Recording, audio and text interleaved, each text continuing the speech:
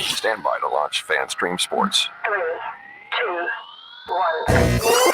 1. Let's start. Hello, sports fans. Welcome to FanStream Sports. Nothing but pure sports. This is the JP Show. JP, it is so good to hear you back on the air. Stand by. Now, here's JP. Welcome into a Hump Day edition of the JP Peterson Show as we're coming to you live from beautiful South Tampa on this very crisp day. We got a Lightning game tonight, so just hanging out in Tampa today and cannot wait to see the boys back on the ice tonight against the Pittsburgh Penguins, whom they lost to last week. Just last week, the Pens were in town. They're back, and we owe them a little something after blowing a 2-0 lead in that game, and Vasi will be back in that. So we'll get into some Bolts talk today. We got a cast of thousands coming on today, great guests, as we will welcome in our good friend Dan Lucas from News Channel 8 at 10:30. Chris Lugo from Bay Area Modern Medical Center will join us at 11 o'clock. And we'll also talk to Ryan Nece, former Buccaneer, who has a foundation here in town, former college football player as well. He has some thoughts on the Bucs and the playoff and how that whole thing went down and realignment. And, of course, we'll talk a little bit about his great foundation. And we have another new sponsor we want to welcome in. Synovus Bank is jumped up. We got the big money people here. And my good friend John Acosta, one of their big poobahs over there, is going to join us, and he's a Knoll, Peter Blake, if you might figure out. Well, and he's got some great nuggets for us today. I'm going to tease his nuggets on this college football playoff. So big show here coming your way. How are your nuggets this morning, Peter Blake? How are we doing on this call? Great. Absolutely. Yeah. Nuggets are great. Of course, disappointed by Florida State. I think we've talked about it. I think we're going to continue to talk about it, JP. Oh, yeah. Happy hump day, my friend. Getting ready for Bucs versus the Falcons, of course. Do or die game because it's most likely for the division. But all talk right now, I think, has to be centered on FSU. I don't know about you, but that's where I'm at this point. Yeah, it's funny because I'm out and about yesterday. Everywhere I went, like I'm in the coffee shop, people in line are talking about FSU. And I'm like, and everybody's got an opinion on it, right? I'm like, wow, this is go to the gym. Everybody, like every conversation you walk by. Are you experiencing this? Have you been out and about? Like, it's like everybody's talking. Well, at the Lightning game the other night, like everybody's like, not talking about, well, we're talking some about Hedman, but it was like, yeah, can you believe it's crazy how this thing has taken on a life of its own. And I said this yesterday on my monologue for those who missed it. And I think it's because it resonates so much within this country right now for what's going on, right? These huge mega corporations who just come down with these corrupt, ridiculous practices, government practices, all these things that, it's just everybody's feeling it's just not fair. And here's another, and obviously we've detailed this for the last couple of days. We'll get into, there's more evidence out there that clearly this was a political hit job on FSU. It had nothing to do with what they did on the field. They were never getting in. Desmond Howard, once again, mouthpiece of ESPN, admitted it yesterday. Paul Feinbaum admitted it yesterday out loud. So, what just because, started as a crazy conspiracy theory. And when I explain to people what this is all about, it's about money and it's about payback and it's about power. Right? And that's the way this world works. And that's why I think it's resonated outside of FSU Nation. People are just sick of it. The censorship that is involved in it, the secrecy, the secret ballot. We've kind of, Peter, it's interesting. We kind of have accepted this committee thing, right? Look at the people that are on this committee. Like, it's a joke. We should be on the committee. We probably know more about who are these people? I have no idea. I hate doxing them and going name by name. But there's like 5 people on there that know anything about football. Like, it's only the most important decision in the entire sport. So we're going to leave it up to people who are corporate CEOs. And, and I'm sorry, folks, athletic directors, like, could there be any people more compromised and corrupt? I mean, what are we doing? Like, this is ridiculous. I could come up with a better committee on the back of a napkin in 5 minutes. Try to find someone that's impartial. Which besides every one of those people on that committee has a conflict of interest, including the chairman, who's the ACC, who's an ACC athletic director. Now you would say, well, JP, FSU's in the ACC, doesn't that work for you? Well, apparently not. Yeah. Apparently not. And why? Because FSU tried to leave the ACC. They're Boom. renegades, right? Like Feinbaum said yesterday. You want to go out to those comments to refresh everybody's memory on what he had to say yesterday on the reason why? Yeah. FSU Let's play this. Yeah. All right, here we go. Let's not forget that people in college athletics don't like Florida State. Because people in college athletics, Matt, are collegial people. They try to coalesce. You've heard them say this. You know, we may be enemies on the field. And let me tell you why they don't like Florida State. Because Florida State did something a couple of months ago that ticked off any conscience-minded person in the sport. They stood up and said, we're too good to be in the ACC. They did it not in private at a booster club meeting. They did it at a board of trustees meeting. And my theory is that may have kept them out, as crazy as that sounds. You don't do that. You don't go outside and take a leak inside, as you know. And I think there's some very like-minded people on that committee that go, why are we going to do them a favor? Now, by the way, I realize that sounds absurd in terms of picking the 4 best teams, but I'm also trying to give you the mindset here of administrators and how they think, and athletic directors.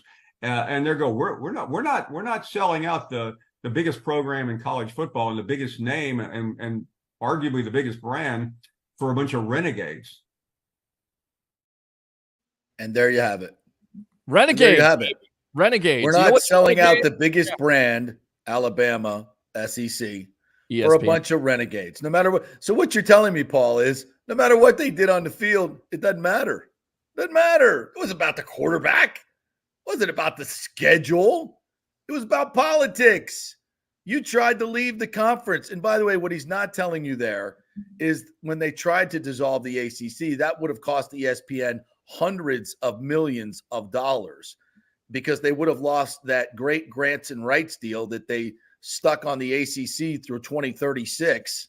It's probably another corrupt agreement so they could make hundreds of millions of dollars. They're paying the ACC 30 cents on the dollar what they pay the SEC and the Big Ten.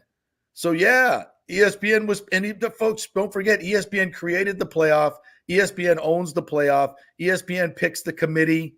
ESPN does all that stuff. I mean, oh, yes, there are blue ribbon people that pick this. No, this is all controlled by ESPN, which is why Rick Scott wants to see all the messages and everything like that. And now Ron DeSantis jumps in. And he says, I'll pledge up to $1 million for any legal fees to sue the NCAA. Now, a lot of people would say, what a waste of public money. And I think there's certainly an argument to be made there without question. That said, is it a political move? Absolutely. Is he making political points? Absolutely. But he also, there is precedent here when there is a party that feels that they have been aggrieved here. And clearly there are millions of dollars of economic impact to the state of Florida, to the Florida State University that are at play here. And if they were screwed over, like many of the people in the know, Ron DeSantis knows this, that what Paul Feinbaum just admitted. This is why Rick Scott wants all the communication between ESPN. It's in the committee, very specific to why your rankings are what they are. Hell, even Paul Feinbaum said himself, the lack of transparency is troubling. Why can't there be more transparency to this process? I'll tell you why. Because ESPN controls the process, and there has been a shift over the past 5 to 10 years, and certainly in the past 3 years. There used to be, and I'm an old school journalist, Peter, so I've come up through the ranks. I've been doing this for almost 40 years. And when I started in this business, there was an expectation, and there was a power of the media, really. Like, administrators were afraid to try and hide things from the media.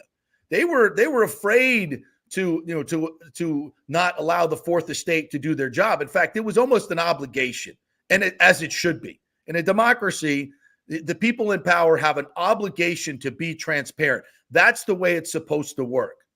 But along the way, corporations, football teams, leagues started saying, why are we so transparent with these media people? Why are we sharing all this information? when it damages our brand. That's kind of stupid. We need to control this information. We need to control how the media works. We need to control the narrative.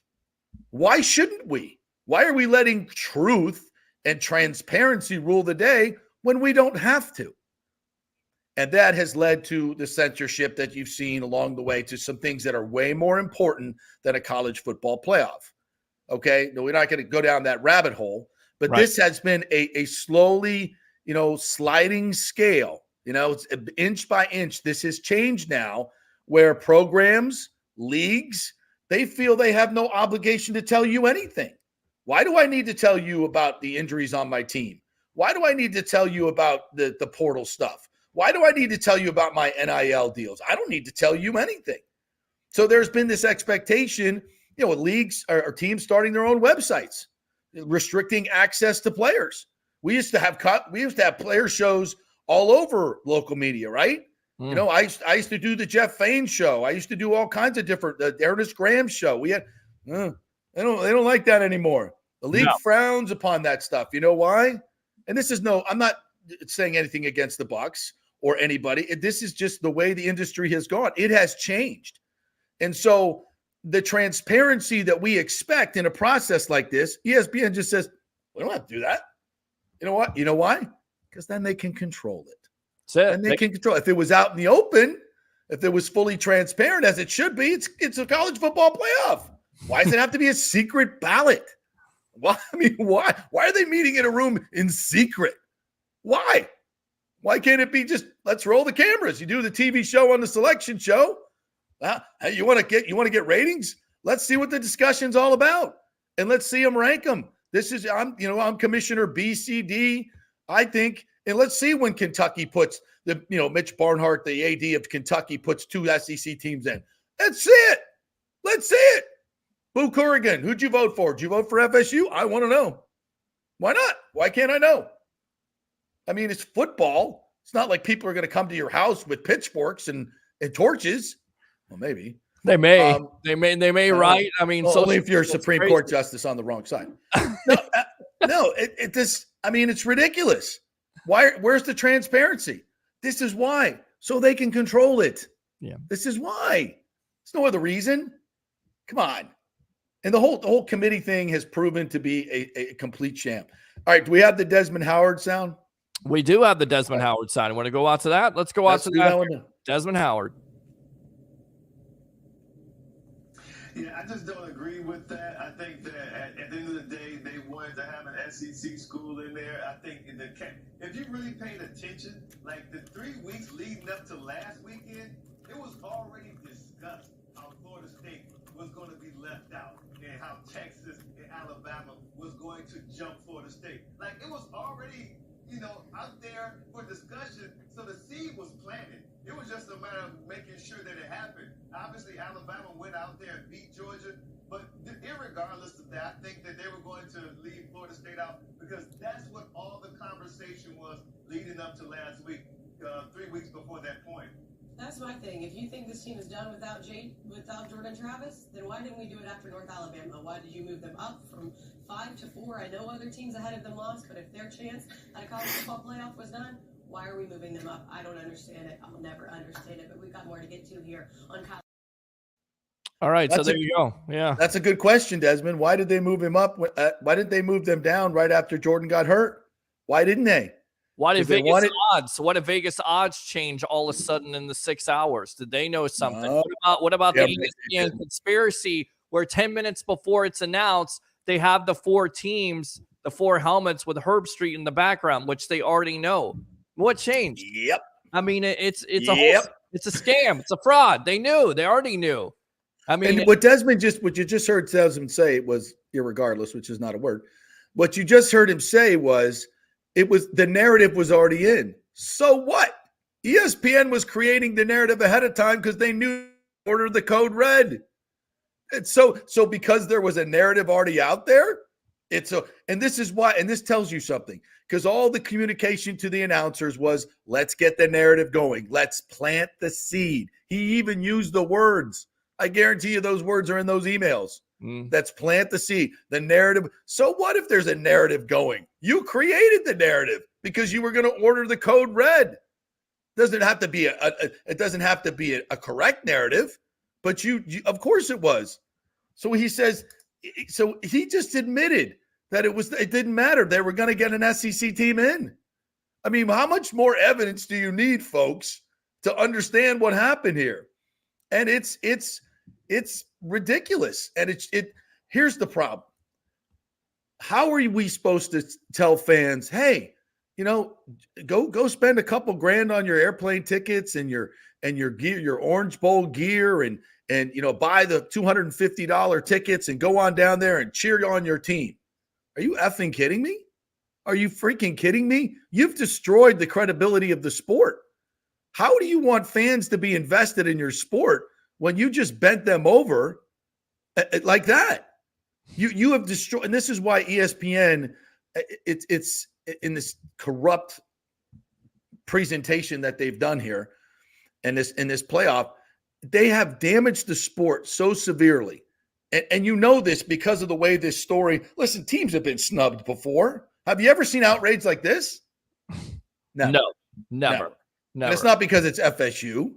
It's because everybody understands what was done. Once again, a mega powerful corporation like Disney and ESPN said, I don't care what you do, little guy. I don't care what you can win all your games. You can put on the two of the greatest defensive performances in the history of college football. You can go out there, 38 drives. They allowed one touchdown on a crappy call from an ACC ref on roughing the passer. This defense. They were put their backed up against the wall by a Louisville offense that was one of the top, 30 in the nation, scoring 33 points a game. It's just so with a 6-year quarterback, they made him look like, FSU's third string quarterback. Mm-hmm. No, nobody else did that. Kentucky certainly didn't do that. Mighty SEC team. Louisville scored 35 points on them, the mighty SEC. So, I mean, by any metric, this was a historic performance. It didn't matter.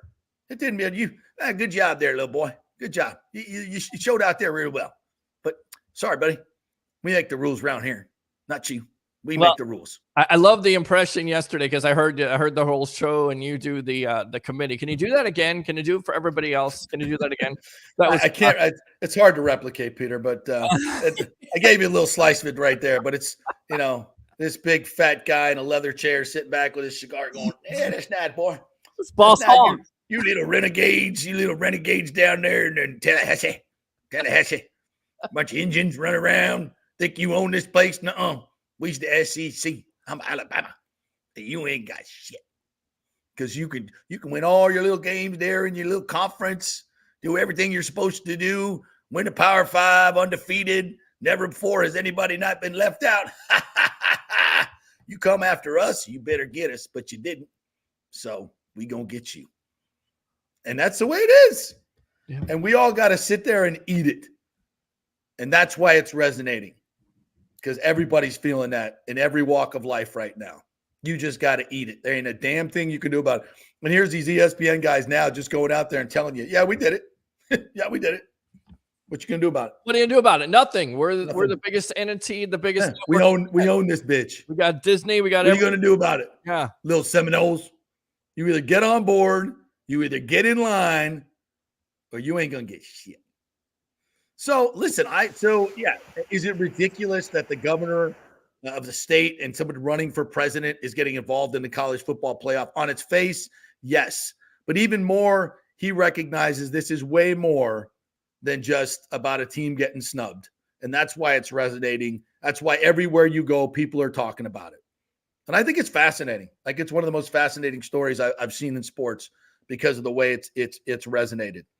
All right, we got to get to some other stuff. Unless there's something you'd want to say about this, Peter, because I really haven't given you a chance to. I know you've been talking about this on the sports web as well. I mean, I think it's disappointing because people look at it and they go, well, it's about the fans, but it's really not. It's about the players out there. Of course, the fans are disappointed, but it's about the coaching staff putting this all together. It's about players like a Jordan Travis. I get it. He gets hurt. But he could have gone to the NFL draft last year, and he does it. He comes back. Why? Because he wants to win a national championship. Johnny Wilson could have went into the NFL draft. He comes back. Why? Because they want to win a national championship. Jared Verse comes back to FSU. Why? Because they want to win a national championship, and they didn't get the opportunity to win a national championship because of a committee of 13 people. Furthermore, people want to continue to talk about TCU. TCU went undefeated. They earned that right. They beat Michigan. And even though they got their doors blown out by Georgia, they still earned that right. What are we talking about here? Yeah, exactly. Let them play on the field. Let them play. It's so disappointing on so many levels, and not just because for Florida State, right? This destroys the credibility of the playoff, destroys the credibility of college football, and it just, once again, we had hoped that the playing fields, right? There was still, something fair about these playing fields. They were level, and the underdog could win on any given day, right? And they could have an amazing season and do what Florida State did and be rewarded like they're supposed to. But just like everything else in this world, even if you do what you're told, and even if you do it the right way, and you're exemplary in every way, and you hit every mark they told you to hit, nobody ever told FSU that you have to score 40 points a game to get into the playoff. That was never part of the criteria, ever. Nobody said that you have to look good doing it. They just said just win. That has been the precedent set forever until this year. And that's not fair. And that's that's why people are outraged. You get to the goal line and they move the goal line every single time. Charlie Brown, just take the football away every single time. And it's maddening. It's infuriating. All right. So somebody wants to correct me. You're right. They did. TCU lost the conference championship to KSU. That's right. They lost and still got in. They lost and still got an opportunity to be in, which looks even worse. Exactly. And then on top of it, they beat Michigan. So who's to say? Everybody's like Miss Cleo now. Like, you're all freaking psychic. Like, that FSU is going to go out there and just get their doors blown off. Like, well, they're going to play the third quarterback. No, they're going to play their second quarterback with a defense, that's motivated. And this team had their backs against the wall, and I think they played their asses off. For the whole year, it was the offense carrying the day, and it seemed like the defense stepped up and started to carry the day. So who knows? But, it goes back to what? The old saying, defense wins championships, offense sells tickets. Who's to say that FSU couldn't get you in the playoff? Yeah.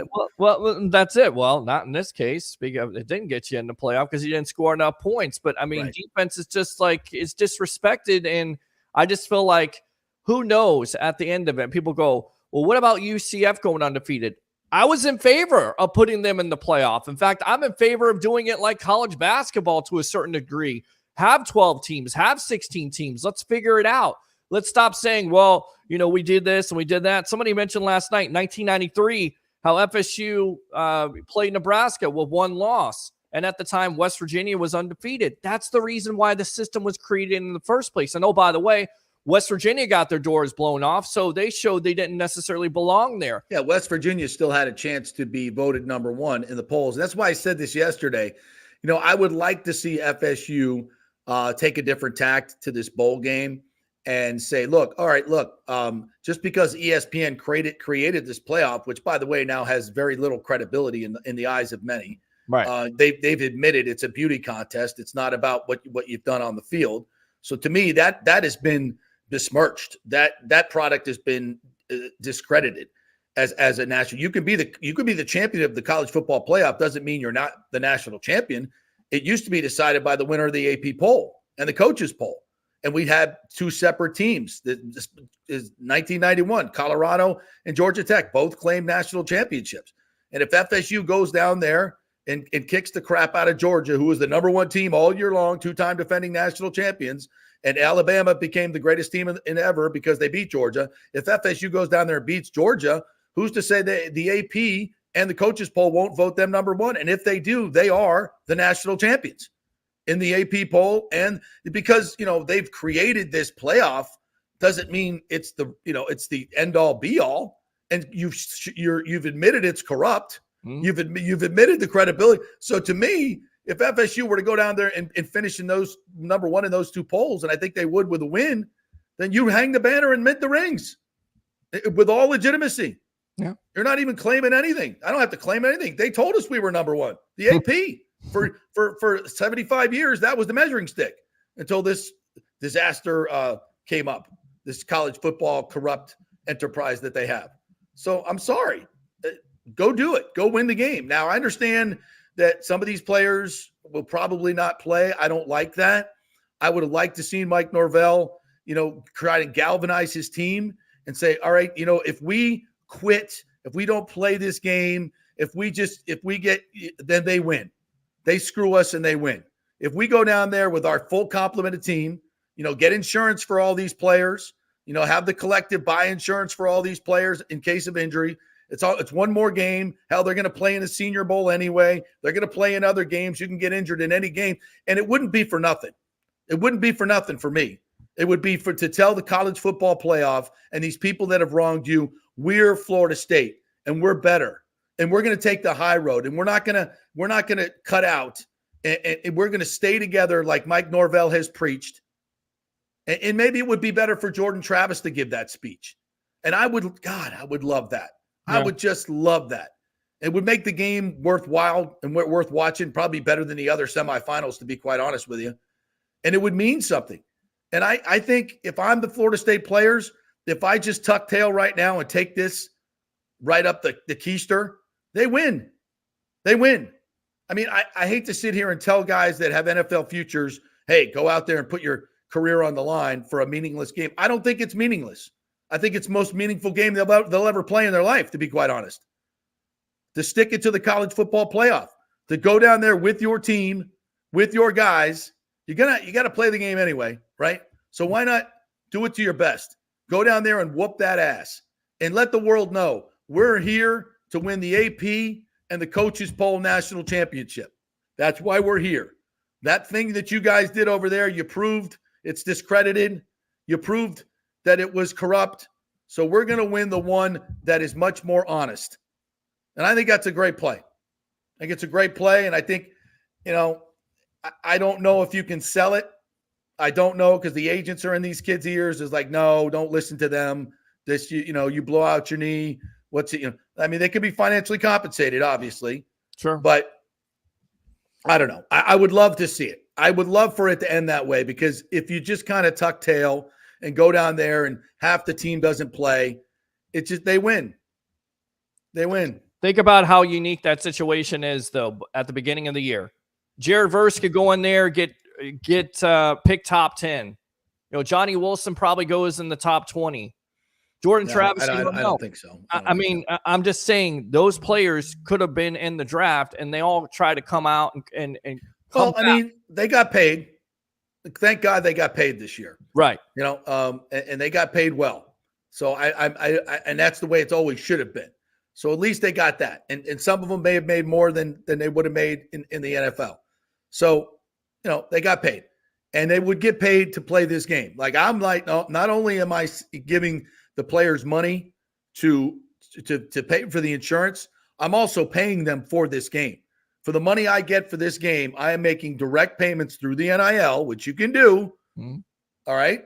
And I'm saying, all right, Jared Verse, you're going to play this game. You're getting $100,000 for the game. Why not? Whatever your NIL deal is, we're going to add 25, 50% to get you to play. You should do that. Without question, you should do that. The school's making money off the bowl. Give it right back to the players. Give it right back to the players. Make it worthwhile for them to play. If they say, hey, I'm going to make another extra $100,000 to go out and play one game. Okay. That's not meaningless. Yeah. That's not meaningless. And we're going to prove to the world that we can beat Georgia. That's not meaningless. If I'm Florida State, these are the conversations I'm having with my players. And I think it would be fantastic. And for the athletic director, instead of bitching and moaning, come out there and say, here's what we're going to do. We're going to take the money that we get from this bowl game. We're going to give it directly to the players to go play this game. So at least they're getting financially compensated for risking injury. And we're going to go out and kick the crap out of another SEC team and challenge the AP poll and the coaches poll to put us number one. What a great play, man. Yeah. What a great play. And I think everybody out there hopes that And you want to know how the ratings would be through the freaking roof. Oh yeah, absolutely, completely. All right, let's take a quick break. When we come back, Dan Lucas, News Channel 8, is going to join us, and we will get his thoughts with the former Seminole, or still Seminole, right?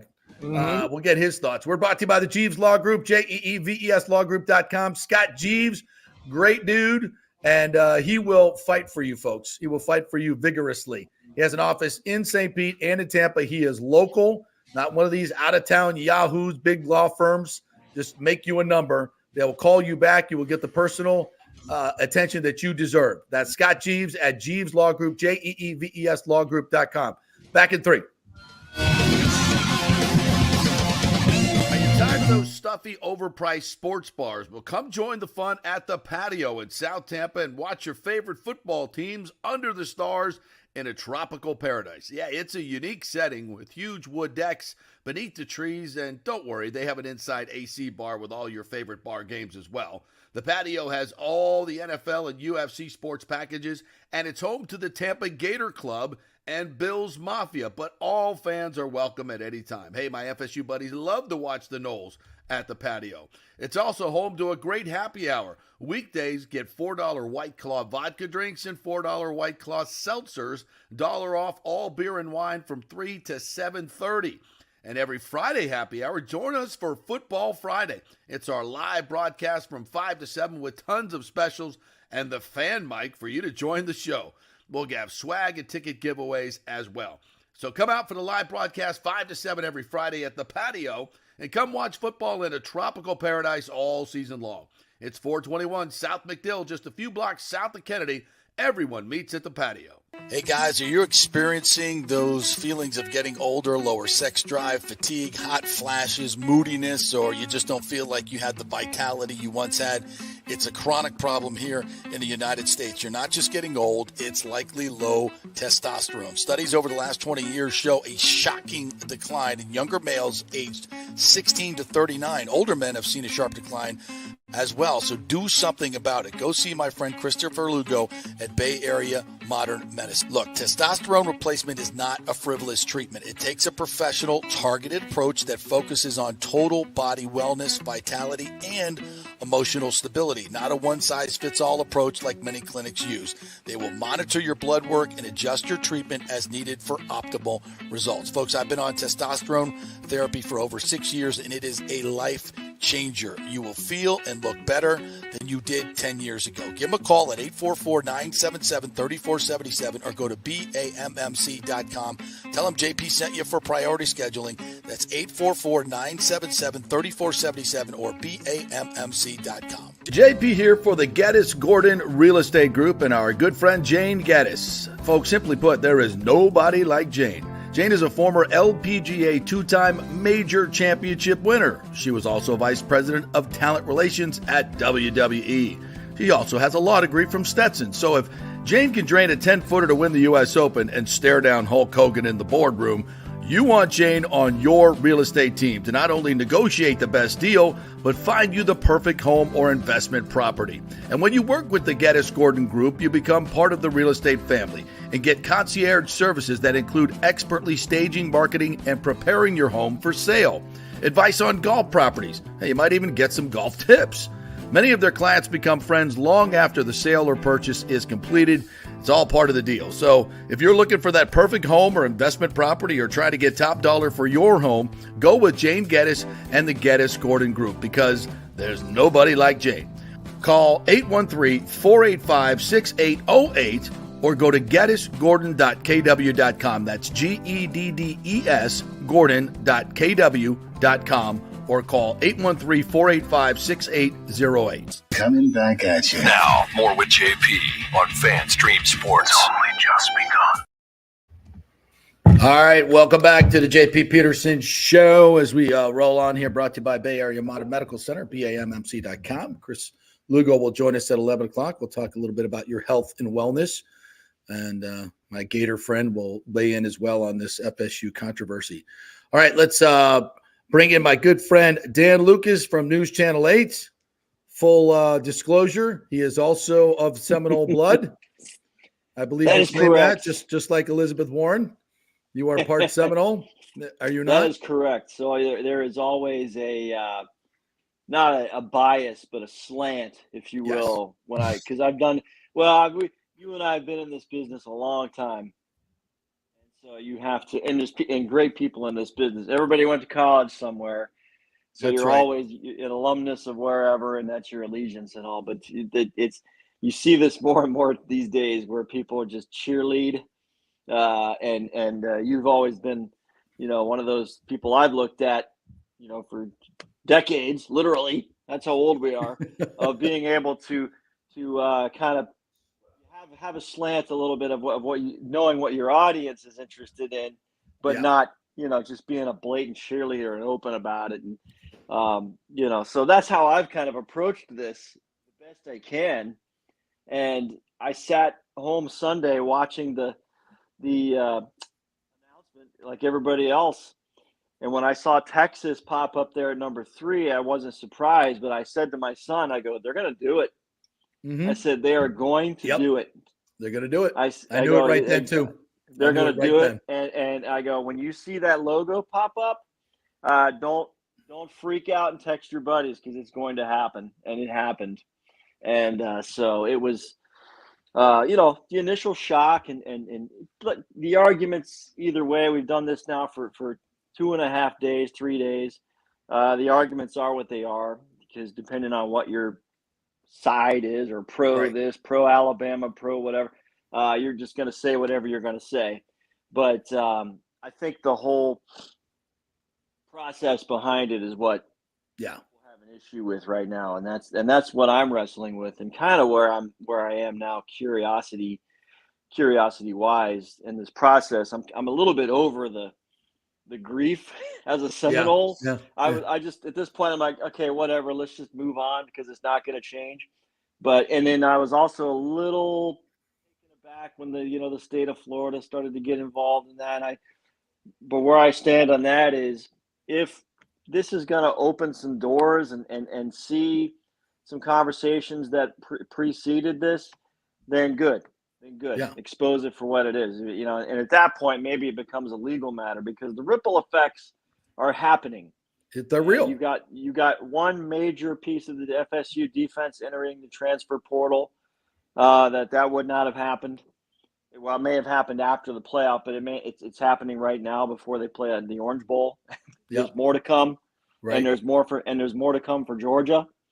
Georgia has a grief as well. They have a beef with this. So this is what the playoff has created, and the whole the ACC voted against it. In fact, the circumstances were not such back when that came up. This was not foreseeable that this would happen. And the fact that another thing that bothers me about it is this this NC State athletic director just stands there and spews the company line. And I think the ACC, in my own personal opinion, just absolutely loathes Florida State for the summertime. Trying to figure out how to get to the buyout. And I can tell you this: there's other programs, we know who they are in the ACC, who are thinking the exact same thing, who are being awfully quiet right now.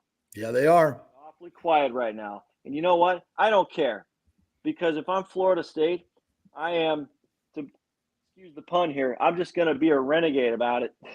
And I'm going to collect every possible penny that I can find right now and get out of this stupid conference that stood by in the week prior to the championship games, that stood by and didn't toot the horn the way this Sankey or whatever his name is did for the SEC. That's and right. Got, so and that bleeds. What it does is it creates it creates a preconceived notion of how this would look. Right. And again, FSU lost their quarterback. They're just not the same. What other people? Oh, Michigan would beat that team by 50. I said, hang on a second. You're presuming Michigan would score 50 points on Florida State's defense. Okay, you dumbass. You're gone. Like when you start saying You've disqualified like that, yourself. Yeah. You're out of the argument. You're out of the discussion. This is not a rational discussion at that point. You're talking about, I don't like pineapple on my pizza, so that pizza is forbidden. Yeah. And so that's what this is. Yep. That's what this is. And look, I have family. We're a Florida State family, and we're an Alabama family. Right. So, there you go. Yeah. So we, so my little cousin, she's all excited. I'm excited for her because she had a great experience in Alabama, and I've never been to the campus and that. The people are great, but I told her, I said, this is one of those things in culture, kind of lay low a bit, maybe don't wear that T-shirt for a few days, just kind of, and then when we get closer to the bowl game, go nuts, whatever you want to do, that's fine. But that's where I am, kind of over it in a sense. But now I'm curious to see the discussions that happened beforehand, because I think that that's what needs to be brought to light. That's it. I don't know what's going to come out of that, but I would like to see that brought to light. Dan, can you make any sense of Texas? I mean, we could talk about Alabama beating Georgia, the number 1 team in the land, but Texas, I mean, I get it. They defeated Alabama by 10, but what else did they do besides lose to Oklahoma and beat a bad Oklahoma State team? What did they do to deserve that 3rd spot? I don't get it. Well, I just think that it was Texas climbed back up in the rankings as the top. Well, they weren't the top 1-loss team. Oregon was the top 1-loss team. This was going to happen either way, depending on how these conference championship games were. This could be easily Oregon in the college football playoff, and Texas not in it. Yeah. So I'm not going to say, well, it doesn't bother me that Texas is in or out. I mean, I kind of thought they would get in based on the fact that they had beaten Alabama, period, on their resume, and that was going to be enough. When you looked at that group of 1-loss teams, how could you have Alabama in there and not Texas? That would be even more of a trek. Can you imagine if Alabama was in and Florida State's out with 13-0 and Texas is out? Yeah. After having beaten Alabama. So when Texas came up the other day, it didn't surprise me in the least. I thought that if Florida State was in, they would be 3. And then whatever the 1-loss team was, they wanted to pick 4. Yeah. So that's why when I saw the Texas, and that's why pop up there number 3, that was it for me. Well, I knew Texas when Texas was in. I knew then Alabama's in, because they couldn't put Texas behind Alabama if Texas had beaten Alabama, and they're putting Texas in, they're putting Alabama in, but they're going to make them 4th to say, oh yeah, that game mattered. That's why they're 3rd and they're 4th. No. They knew they had to get the SEC team in, and then they had to bring – because there's no way you move – a team has never gone from 7-3 in the finals ever. But this one did on the strength of beating an Oklahoma State team that lost 45-3 to UCF and lost to South Alabama. Please. It's no credibility involved at all. I'm sorry, JP. The hypocrisy also went down to the Liberty versus SMU, and the fact that Liberty finished, and they used the argument that Liberty was undefeated. So again, you're disqualified by the conversation. So you just again that's like telling me that Michigan would beat FSU by 50. That's just you don't know anything about football. I don't have time for stupidity. I really don't. No. And that kind of stuff is stupid. So don't suffer. What's done is done. I'm not going to cry and think that there should be a change, but the whole format changes next year, so this will maybe not be a discussion. But except for whoever's 13th. Yeah, exactly. I'm trying to move this. I'm trying to move this story forward, and by doing that, I'm like, what approach should FSU take? And as I don't know if you heard it right before you came on, but I said if the players don't play that are going to the NFL, and you go down there, Georgia's players don't play, it really becomes a meaningless game. But for me, it's already a meaningless game. Well, if I paint this scenario for you, does this change for you? If FSU were to come out and say, the athletic director say, we're going to take all of our Orange Bowl money, or a vast majority of it, and give it to the players to play this game based on their NIL deals. We're going to give Jared Verse another $100,000 to play. We're going to give, Keon Coleman another $75,000 to play this game. Plus, we're going to get them injury insurance. And we're not going to let the bastards win. We're going to go down there, win that, and we're appealing to the Associated Press, the writers, who have us fourth in their poll. And we're appealing to you, the coaches poll. As you well know, those were long-standing, the barometers and the determination of who's the national champion. So we're appealing to both of those polls. This college football playoff has admitted that they screwed us because we heard it from Feinbaum and Desmond Howard that it was a political hit job. They admitted it. We know that it was politics that kept us out. You admitted that it's a beauty contest. It's because our quarterback is and our offense isn't pretty enough, and you're afraid of bad ratings. You've admitted this in public, so you've discredited your own little invitational there, your beauty contest. So I'm appealing to the AP and the coaches poll to give us a legitimate national championship and vote us number one if we go beat mighty Georgia, and then we have Georgia as a scalp. We have LSU as the Clemson win, and then I'll put that up against Alabama. I'll put that up against anybody who wins their little beauty contest. And you make this about the players and you make it about Florida State and you go down and prove something. And that way the bastards don't win. And I feel, and I may be wrong in this, but if they went down and beat Georgia like that I feel like the writers would say they understand what went on. And the coaches sure as hell understand what just went on. And if they were honest, and I'm not saying they would be, because they'd probably get to the coaches in the AP and say, don't vote them number one. Right. And they, but I just think that's a scenario that would certainly create interest. Any other scenario, the bastards win.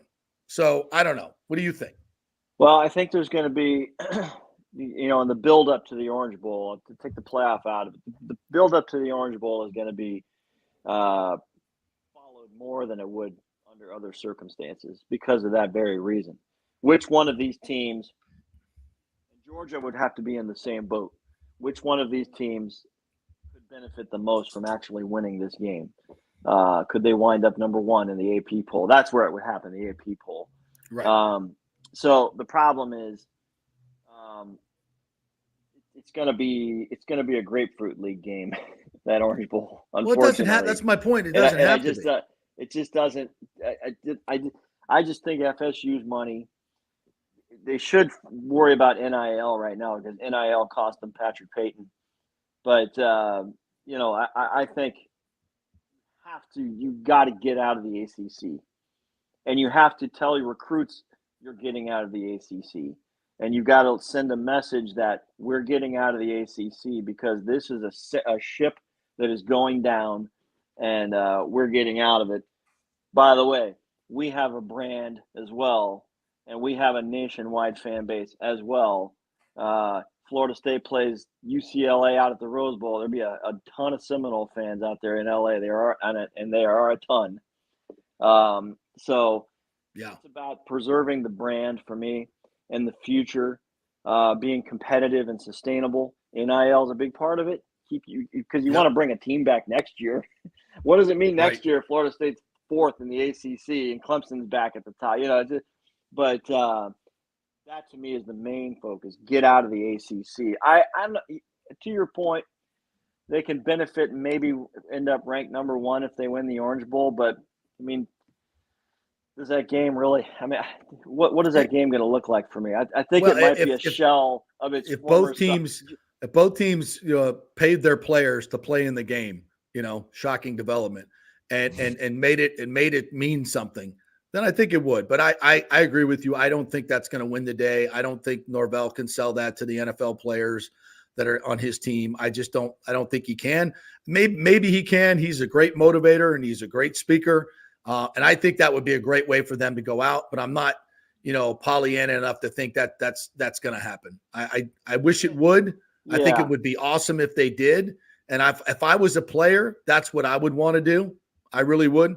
I would want it, but you're going to pay me for the game and you're going to pay my insurance. I mean, I can get hurt doing anything, but to me, at least that I'm going to play my final FSU game that it actually means something.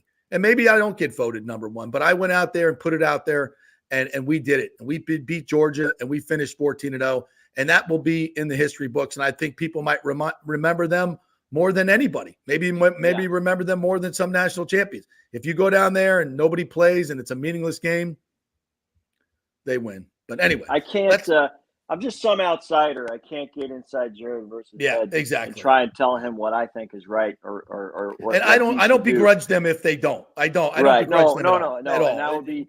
I would think, but we are in a unique time in college football history, and Jared Verse has to look at that and understand his place in the current history of college football.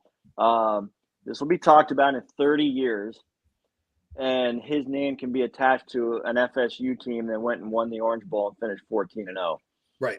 People will talk about Jared Verse in that sense 3 decades from now. So that's what's at stake for a guy like that.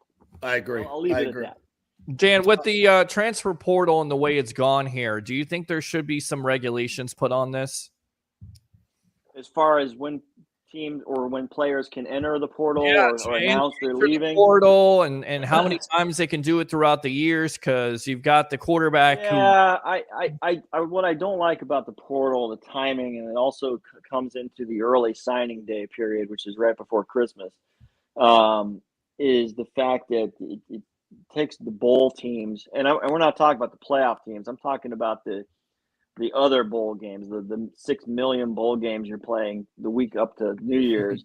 Every one of those teams gets impacted, and to some extent, no offense to our friends at the ReliaQuest Bowl and all that, your game is just going to suffer because of the portal. All these games are, Yeah, so I think that there needs to be, a true postseason free agency window, kind of like the NFL.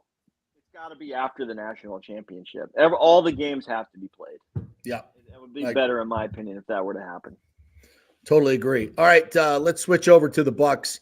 Did this win at all change your mind about where this team is headed? This win over the Panthers, some good stuff in there, some bad stuff, some same old. To me, it just basically comes down to this week in Atlanta, and I think Atlanta's going to run all over them. Whether that's good enough to win the game, Atlanta seems to screw up everything, even though they're dominating, on the field in terms of running the football. That's what they did in the first game, and they almost threw it away. So I think Atlanta wins this game, and I think they win it kind of easily. But they got a puncher's chance because Desmond Ridder is Desmond Ridder, right? And right, yeah. It's just interesting to me that here's a team that's clinging to its life, Yeah. The writing's on the wall, whatever you want to say, hot seat, this and that, the entire staff. I mean, we're talking about an era of the Bucs at stake here, and yet the math says they're still alive to host a playoff game. I've not seen that in quite some time. It'd be one thing if you were just kind of going along like last year, for instance, and we were thinking about was they look like they could still win the division. We weren't thinking about guys leaving or getting fired. But this is the case this year, and I think that last week's game, it was encouraging because they won. It was encouraging because Mike Evans got involved to the extent he did. He's definitely locked in. I still think that Chris Godwin needs to find a better place in this offense, or they need to find a better place for him. I sound like I'm putting it on Godwin, but maybe running back. Yeah, well, something. But the way he ran a guy over on that 19-yard touchdown on the sideline, I do think that they were piecing together the defense that day, and the defense played pretty damn well. I thought a couple of big plays, the one pass to Chark.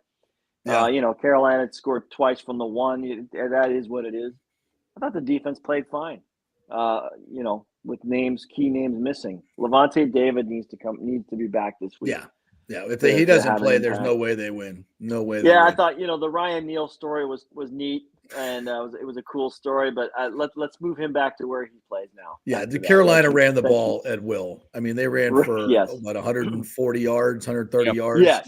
Yeah. And you had and True, Bryce Young is so sick and talented. He's so fun, but boy, he is raw at this level, and you're seeing it. It's going to be great. No help. Wasn't that day? Yeah, exactly. No help. This is a tough task. Atlanta, very tough because of the aura that hangs over this stupid series. And the Falcons, they plotted around themselves last Sunday. They don't impress anybody. This is the kind of game that you think the Bucs are going to go in, like when the Colts came. you chalk this up as a win, but it's not. So, Dan, what do you stand on this offense with Baker Mayfield? Because I was getting to the point, and I looked at JP in the press box, and I said, is it Trask time at this point? And I get it. Everybody's saying, well, Baker gives you the best shot to win, but does he? I mean, he's missing reads. He's holding the ball a little bit too long. You're not getting Godwin involved, whether that's the offensive coordinator or the quarterback missing him. This offense hasn't had that explosion. When is it coming? Where do you stand on Baker Mayfield for this team going forward? Well, I still think he gives you the best chance to win. And as long as there's something worth winning, I think he's the guy to go to. I didn't think he played particularly great Sunday. I asked Todd Bowles about it Monday. I said, this is a guy that just looked like he was grinding the entire game. And even the good plays, it just was never a satisfactory moment where you thought, okay, he settled down. It was just, even after the Mike Evans touchdown, the grind continued. And so I know the wet ball for the second quarter had an impact for sure, but yeah, something's a little bit off. I think his ankles. I think his ankle's bad, and he's not moving like he used to. I definitely agree with that, but yeah, something is off.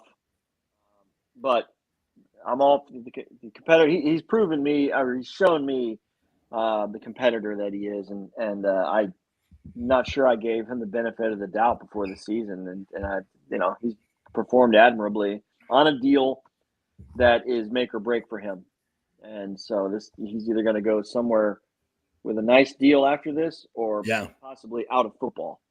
So remember, that's at stake, Peter. So he not going to shoot that away for anything. But if they lose this game, to me, it's mathematically and mentally pretty much done. Right. Maybe you do put Trask in there just to see, but once you do that, you put Trask in. If they lose this one, it's Trask time. Once you do it, you've got to go the rest of the way. That's fine. You've announced your intentions that it's over, and the rebuild is going to be in place. That's what you're doing when you put Trask in.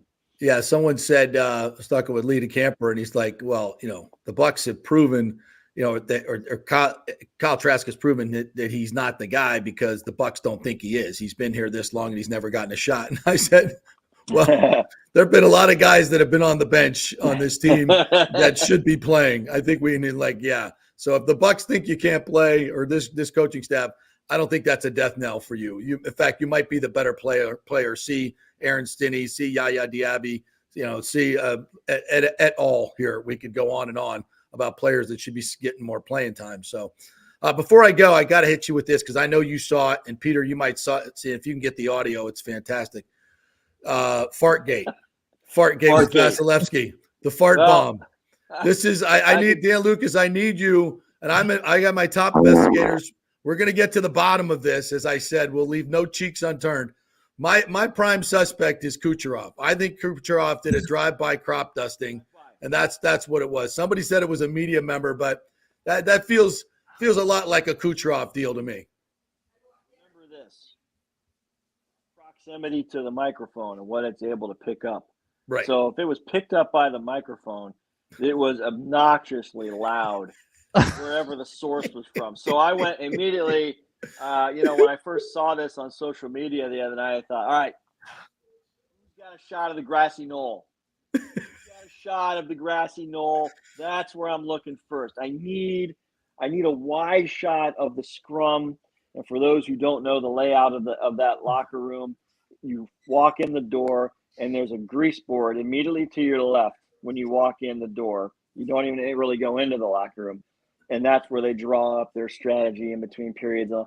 So, but they also guys up against that grease board for the interview. So players are walking behind the media scrum at all times in towels and shower shoes on their way to the shower. And it's easy to say something or to lean in and say, hey, or release gas. Easy to do that. And if we had a wide shot, I could get the culprit. I think it was somebody in a towel or heading to the showers or heading from the showers. I'll say this, if it was a member of the media, just own it. This is your time to say, it was me. I'm sorry. I had black beans and rice. Do we have any intel at all? Have we? Was Hanson there? Was anybody from Channel 8 there? Well, Jay, get a couple of the radio folks and the AP and all that. They're all teasing each other. It was you. It was you. Well, you said it first. It was you. Okay. Oh God, I'd own it in a heartbeat. I would own that in a heartbeat. My God, you'd be a legend. You'd be a legend. Yeah. Can you imagine the stories? Yeah. Remember the time JP let one go? I mean, if Bassey couldn't help himself. I can tell you this. I'm going to text Breezeman and find out who it was. I bet he knows. We've all been places. You're getting on a flight. You're doing whatever, right? And you're like, God, oh no. Yeah. You're like, don't do it, don't do it, don't do it. And so if you're in that situation, you got to get out of there. You got to get out of that locker. You got to go to the hallway. You come up with an excuse. In all my career, I've never had that. Like, I've had a part where like, oh yeah, something's brewing here. I better take my leave. I better take my leave. We don't need any. Please let this be the last question. I can't stand here another 60 seconds. Or maybe you got to do a little simultaneous cough while you let it go. The old diversionary tactic. We got to find out. And Peter, if you could, I forgot, I retweeted it. So if we can get the audio. Yeah, let me go. Let me see if I can get that. All right, we'll do that. We'll take a break and we'll do that. All right. Dano, I need some I need News Channel 8 investigations on this. Let's go. We must find out who the culprit was. I'm done with the playoff. This is real. this is real. Right here. Fartgate. We got to find out Fartgate. What's going on? Exactly. I've got an absolute one of the greatest experts in the world on farts coming on here in just a second in the great Brian Fasulo. So Fasulo, he's a fart connoisseur. So he will get to the bottom of this without question. He invented farting. So yes, absolutely. I've heard him do the first stanza of the national anthem. It's spectacular. All right, enough, Peter. Enough. This has gone off the rails as I hoped it would. All right. Thank you, Dan. Sounds like Ferris Bueller. It sounds like Ferris Bueller when he was on his computer. Yeah. Oh, it sounds like that. Yeah. How sick I am. Oh, grown-ass men. This is what we do. This is what we do. I got to do it. By the way, all right, guys, one more. All right.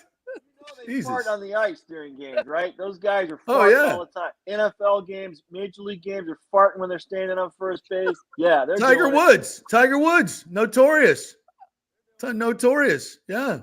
He and Faraday. They had a fart contest. Yeah. Absolutely. All right, Dano. Thanks, buddy. Appreciate your time as always. Be good, boys. All right, follow him at WFLA Dan. There he is.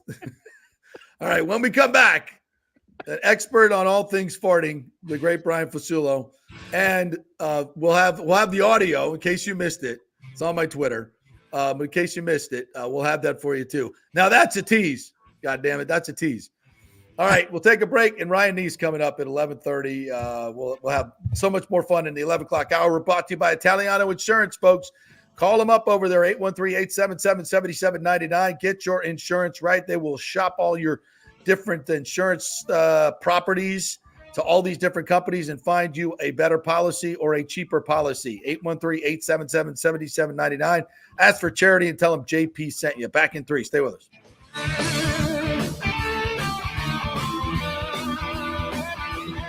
JP here for the Jeeves Law Group, Jeeves. Call for a free case evaluation, 888-9-JEEVES. That's 888-9-JEEVES. We're local, we're trusted. The law firm brings over 80 years of combined legal experience focusing on clients in Tampa Bay, the state of Florida, and national class action cases. If you're injured, get that free case evaluation, no cost to you. The Jeeves Law Group's focus is on auto, truck, and motorcycle accidents, as well as class action and consumer protection law. Scott Jeeves is a board-certified civil trial lawyer and a certified circuit court mediator practicing in the Tampa Bay area for over 30 years. You hear him on the show all the time. Great guy, big Gator fan, and great for the community. The G's Law Group is a highly skilled team with years of experience that will apply their skills, expertise, and knowledge to assist individuals who have been in an accident with compensation for damages, lost wages, medical expenses, pain and suffering, and property damage. Get that free case evaluation, 888-9-JEEVES. That's 888-9-JEEVES. JP here for my good friends at Italiano Insurance, and they did it again. Once again, Italiano Insurance stepping up with the best customer service. I was in a bind. My old insurance company, my auto insurance, jacked up my rates, so I called Charity at Italiano Insurance, and she stayed till 9:30 at night until she got my insurance done. And guess what? She searched all these companies for me. I didn't do the work. She did. Saved me $1,000 on my annual premium. $1,000, folks. That's real money. And that's what you get at Italiano Insurance. Great customer service. And here's another note for you, by the way, with hurricane season up. 40% of people in Florida are underinsured. That means if you have something happen during a hurricane and you need replacement costs, you're going to get 40% less than you deserve. Can't let that happen. Call the folks at Italiano Insurance and get them to help you out in both those regards. They will save you money and keep you insured properly. That's 813-877-7799. Great folks in the community, been doing it for over 60 years. Italiano Insurance, 813-877-7799. JP here for the Geddes Gordon Real Estate Group and our good friend Jane Geddes. Folks, simply put, there is nobody like Jane. Jane is a former LPGA two-time major championship winner. She was also vice president of talent relations at WWE. She also has a law degree from Stetson. So if Jane can drain a 10-footer to win the U.S. Open and stare down Hulk Hogan in the boardroom, you want Jane on your real estate team to not only negotiate the best deal, but find you the perfect home or investment property. And when you work with the Geddes Gordon Group, you become part of the real estate family and get concierge services that include expertly staging, marketing, and preparing your home for sale. Advice on golf properties. Hey, you might even get some golf tips. Many of their clients become friends long after the sale or purchase is completed. It's all part of the deal. So if you're looking for that perfect home or investment property or trying to get top dollar for your home, go with Jane Geddes and the Geddes Gordon Group because there's nobody like Jane. Call 813-485-6808 or go to geddesgordon.kw.com. That's GEDDES Gordon.kw.com. or call 813-485-6808. Let's go! Right now, back to the show with JP on FanStream Sports.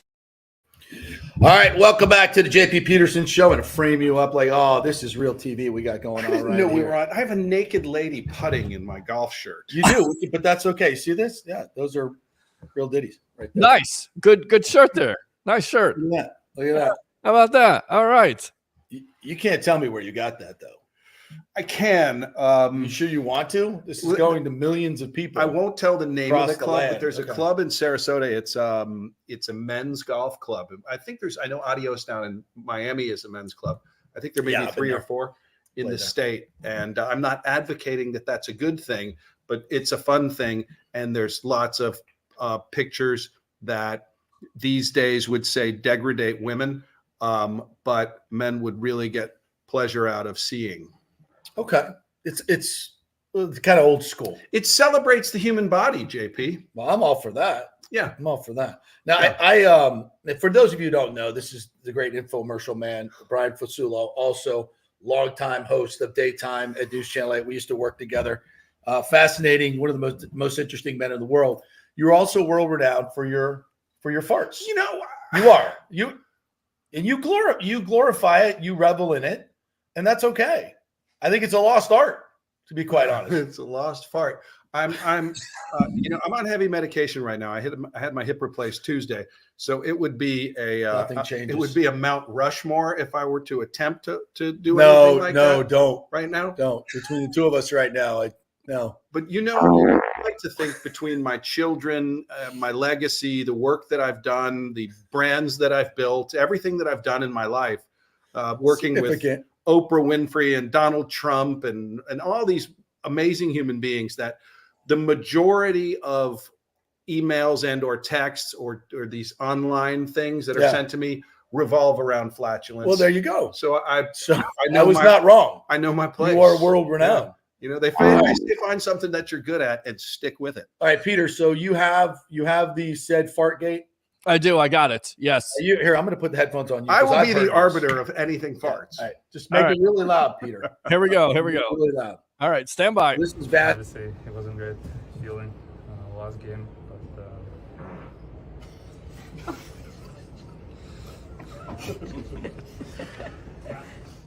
What is there a gate about that? So we're trying to find out who the culprit is. Whether it was him or someone else. It wasn't him. Oh, it was not him. It was not him. When was this recently? This was the other night. So there's the Dallas game. Yeah. So there is a conspiracy that it was someone in the media. But if it was someone in the media, I'm not putting it past them because there's some dirty people, as you know, in the media. Very hygiene is not at the top of the list for most journalists. That's so gross, especially of a certain phase of them. But I digress. But this just reeks of a Kucherov drive-by. Well, so this reeks of a Kucherov crop dusting drive-by. I'm going to text Breezeman to see. I'm going to take a position here because I'm a worldwide authority, and that was short, it was pushed, and it was brisk. So that's not an old. See, man. I told you we get expert, and I know that analysis. Fart. I have that fart. It's in the chamber. It's the ones like the old man farts of the journalists who are eating Popeyes would be a little more right. That was is absolutely, it had a little more reverberation. This than is going to be the greatest segment of the show's history. It definitely was a drive-by. And it made him laugh because if it was a mistake or something, I don't think you laugh. I mean, if it's some old dude, with his press pass on his derby cap, what if it was a woman? Tom Landry. What if it was a woman? Well, now queefs are a completely different. Yeah, that story, didn't sound Peterson. like a woman. That was not a woman. Because those go. Yeah. That was a grown man with texture. That's what that was. And it was. You're right about this because if it was a media member and he would have known it, he wouldn't have laughed. No. He would have pointed him out. He'd be like, "Who was that?" Well, because he probably out of his corner of his eye saw because the guys will walk back and forth behind the media scrum, and they see it happening. Notoriously, NHL players like to F with their friends that are doing interviews, like baseball players. It's very common. Yes. So it was a player. I'm almost certain of it, and I think it was Kucherov. I think you're dead on. And another thing is, as a 200 a dayer, and I am a 200. So as a guy who farts 200 times a day, oh, for God's sakes, people are listening to this thing. They probably are. Let me shut that off. Yeah. Well, we got some breaking news here. According to J&Z, they narrowed it down to Anthony Watson. Anthony Watson. Yeah. Austin Watson. That's the president of David Ledbetter's golf group, and she is the most beautiful woman in the history of the world. Wow. Played on the tour. Oh, wow. My goodness. Okay, so you better hope she's not listening. It's no big secret. She is married, and I'm jealous as hell. So when you fart a lot, oftentimes, the first reaction from people in public is like, dude, what are you doing? Right. That's going to go in me. You're going to be inside of me soon, which is a repulsive thought. So the first reaction of anybody is, dude, what are you doing? And if this is a professional place and it's a media member and you fart in something like that, dude, he looks at you and goes, dude, that's unacceptable. That is fucking gross. So yeah, for him to just start laughing and the projection, I mean, this is kind of like the Zapruder tape. Right. I mean, it was shot. I mean, that came out. And by the way, book repository from where those microphones are, and where it came from. What we heard, triple the volume from where the people that are actually standing there. You can triple the volume, so that was impactful. Yeah. It was a cannon. Yeah, no, that would have went right through Baker. Yeah, that was a cannon. So well done, whoever it was. And personally, I think this should be a recurring thing. I really do. I think I need more of this. John Kerry farted yesterday, and of course that was sent to me a bunch. Climate change. Yeah. See, this is the problem. He's contributing. He's eating meat. He's eating meat. Yep. This is the flatulence is the problem, not the billowing coal plants of China. But he's also what are you talking about? It's cow flatulence. Yeah, you could tell the 17,000 coal plants that just went online last year in China. Nothing. Don't hold a candle to John Kerry. Yeah, and Kerry's old, so it was one of those. So that's dangerous. It was like a. And those are the kind that when they dry, they're going to be crumbles. It's going to be gross. We've got Chris Lugo coming on next from Bay Area Modern Medical Center, so we may have to go into some technical terms. All right, before you leave, so we have to go on the show. Tell me, as you listened to my incredibly brilliant monologue again this morning, you immediately said when we went at the break, you're so full of shit. So please, as you so often do, the floor is yours, my friend. Well, I understand all of the stuff about us leaving the ACC and everything else. I'd like to give those guys in that room a little credit for having gotten where they got, to think that they're probably pretty cool guys and probably pretty, they're probably wealthy enough that they don't have to succumb to ESPN, like the hell with you. What are you doing for me? Other than, they get a meal that night. So my thought is that they are SEC rednecks that thought there's absolutely no way we can't put Alabama in this thing. Now, I mean, so you agree with me? Yeah. No, it's and I don't necessarily think it's wrong, even though I went to Florida State. I do kind of think it's wrong. It's a case that can be made that there's going to be more entertaining games. Mm-hmm. We saw the ACC championship game. I'm not sitting here saying that was a Picasso.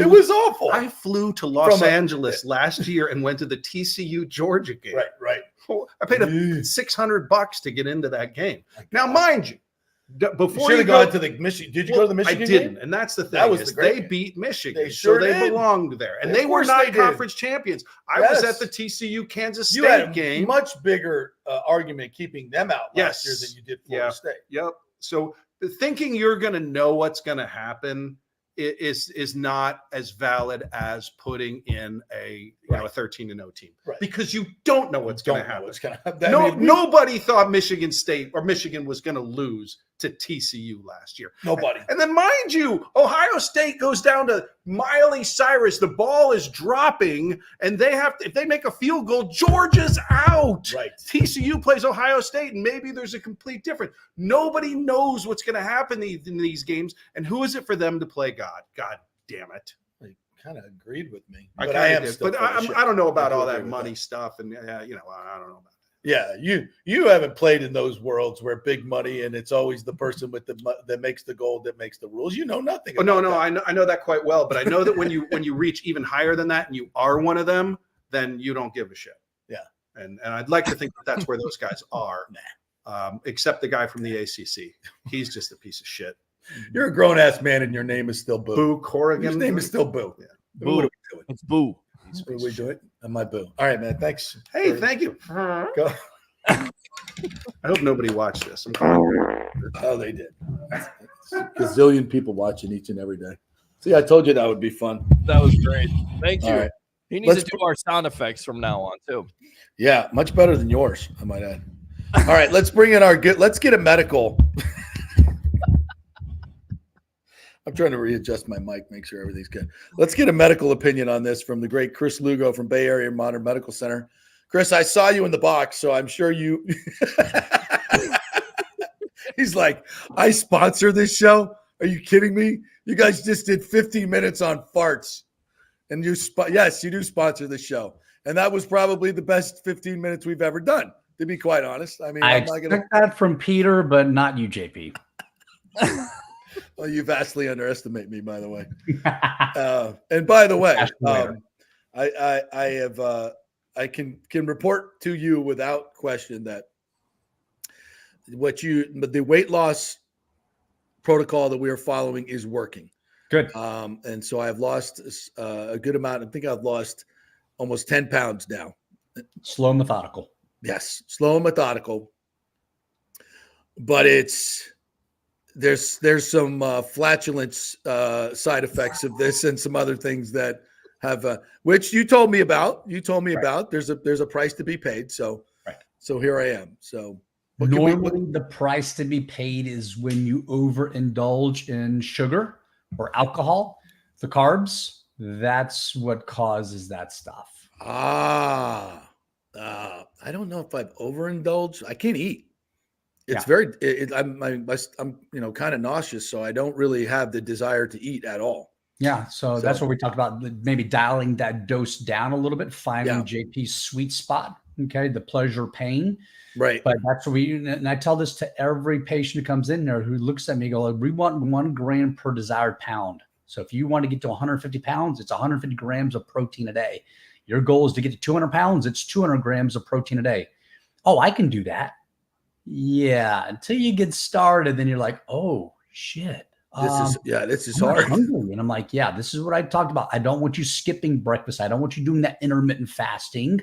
I want you eating every chance you can, because there's going to be times where you're going to get busy. You're like, yo, it's 4:00 and I haven't felt hungry and I haven't even eaten today. Like, now you've lost that opportunity to eat protein.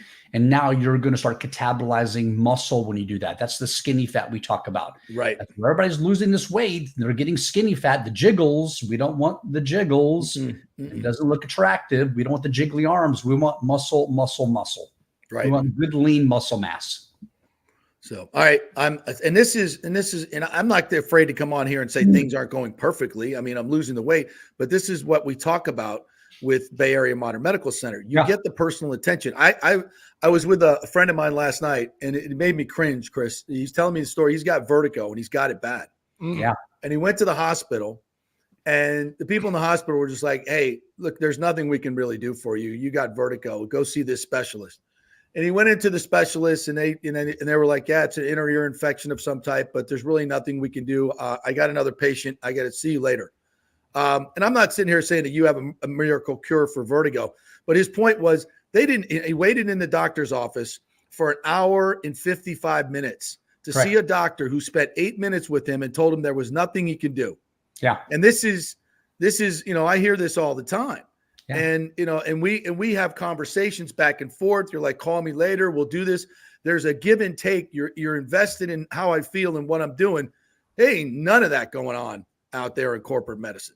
No, not at all. So that's weird that you bring that story, because we haven't chatted about this, but like that's the third one I've heard in the last 3 months, which is really unusual. I've got a patient right now. I chatted her last night at 6:00 at night, because like it wasn't getting better after doing a couple maneuvers. Epiline maneuver is one thing they can do to kind of reset the little stones inside in your ear. That didn't get, so she went to go see an ENT, and he basically said the same thing. Hey, a viral infection caused this. So not really an inner ear infection, but like a viral infection. They supposedly have this. But I've got another guy, one of my concierge patients, who same thing 2 months ago happened to. He did the whole thing. Went to see an ENT, they couldn't help him. Went to a neurologist, they couldn't help him. MRIs, the brain, drugs, not getting better. But after chatting with him yesterday, it might be one of the supplements he's taking, that because he listens to Andrew Huberman. Look, I like Andrew Huberman, but I take him with a grain of salt. But we think it might be associated with the supplement he's taking, because there's a little action with when he's taking it, when he's not taking it. So, but we'll see. But that's kind of strange that all of a sudden I'm hearing another vertigo story, which is not that common here. But when you're hearing multiple in a row, that's unusual. Yeah, I have vertigo, so I've been able to control it. And I did the same thing. I went to the doctor, the hospital, and they just they position you a certain way, and they're like, they can't do anything for you. They give you Valium, and they give you stuff that you take for motion sickness, and it's just I don't know what you got to do. You just got to rest and sleep, and just hope it eventually goes away. And it hasn't come back for like 5-6 years, but I have it. Oh man, it comes on. So and they think because I was in the gym that I hurt my neck, that I pulled some disc in my neck. So every time I pull on my neck or do something, that it was pulling on my brainstem or something along those lines. So okay. We're strange. Yeah. Everything's connected, though, right? Everything's connected. Did I tell you? I don't think I've chatted you with that. I ran into Ryan Jenkins. Oh, you did? And did you? I ran into Ryan Jenkins. Yes. I won't tell you where I ran into him, a location though, but I run into him and I in the store, the guys who are working there. And I go up to him and I said, "Hey, I know you don't know me." I introduced myself, first of all. I go, "I know you don't know me, but I actually called you out." And he kind of looks at me funny, like, What are you talking about, idiot? I said, "Yeah, I said that you had stem cells place." I go, "Do you mind telling me about your stem cell experience?" So he went down in Antigua. Yeah. He said, I can talk about this because this is all public news. So it's public record now. Yeah. I could not talk about it. We broke the story, but yeah, it's yeah. And so he went to Antigua, he got them done, but he had 350 million stem cells, mesenchymal stem cells IV. He did not do it in the capsule into the knee because they said they had too much inflammation at the time. Okay. So he says it was really strange. He gets back to the hotel room about an hour or so afterwards. And he's like, he felt like he was like buzzing, this vibration going on, he said. And he goes, "I had this left elbow injury for the longest time, college days." And he goes, he called the place and goes, "Hey, is this normal that I'm feeling this way?" I'm like, "Oh yeah, it's normal. It'll get better." About 2 hours later, the elbow injury pain improves. He says, like, I couldn't believe, like, I've always had this elbow pain. It's like, it was almost gone. The knee pain that he had was vastly improved. Now, fast forward, I wanted to ask him, like, then why didn't you go back at the end of the season and get stem cells placed in the knee at that point in time? I didn't ask him that question. I probably should have. Yeah, but shot into the capsule, right? Yeah, shot in the capsule. But he's planning on getting more stem cells. Like, he's like sold on stem cells. Like, this is the real deal for him. And then I said, "Hey, did a certain someone tell you to get stem cells?" Tom Brady. He goes, "No, actually, it was his agent told him to go. His agent was having some cervical pain going on." That's what reminded me of that, Peter. Thanks for bringing that up to me. Mm-hmm. Yeah. Cervical pain going on, couldn't rotate his head left or right. And then he went down to this place in Antigua, had stem cells injected in his neck, and he goes, like, a few days later, like, he's got range of motion. So but yeah. So he's not done. He's still trying to rehab that knee. As far as I'm aware, he's definitely trying to rehab that knee. Yeah. Well, he's not announced that he's done, but this cartilage pocket thing that is, and we talked about this, that everything else, the ligaments are all completely healed, right? Everything that we thought needed to be done from a stem cell situation that was done, except this cartilage pocket, which I guess the stem cells couldn't fix. But I would think, if they injected into the capsule, it would have a better chance, right? Better chance, yeah. So why are they not doing when that? Talking to him, I didn't realize, like, it almost like a grenade went off in his knee, like meniscus, cartilage, ligaments. I mean, it was multiple things. Like, to him to play that last game was pretty damn remarkable after having all the injury that he had done. So pretty phenomenal that he's able to come back. Yeah. But yeah, he might need a little scope and a little arthroscopy in there to clean a little debris out. And I think he gets some stem cells that he could be back at this. Wow. A little tune-up. Wow, that would be huge for the Bucs if he could. I mean, he's not come back this year. He's on the season IR, but even to get him back next year, because they're a great center away from being an outstanding offensive line again. They found their two tackles. Gedecke's proven that he can play now. Malk is really improved in this last few games at right guard, and you got the best left tackle in the game. So you got 4 out of 5 that are above average, and that's in the NFL, that's outstanding. So correct. If he could come back, that would be a huge shot in the arm for this team moving forward. And I know he's not going to play 8 more years, but you get a year or 2 more out of Ryan Jensen, that would be something, no question about it. All right, boss, anything else going on in the medical world we need to know about? No, that's it.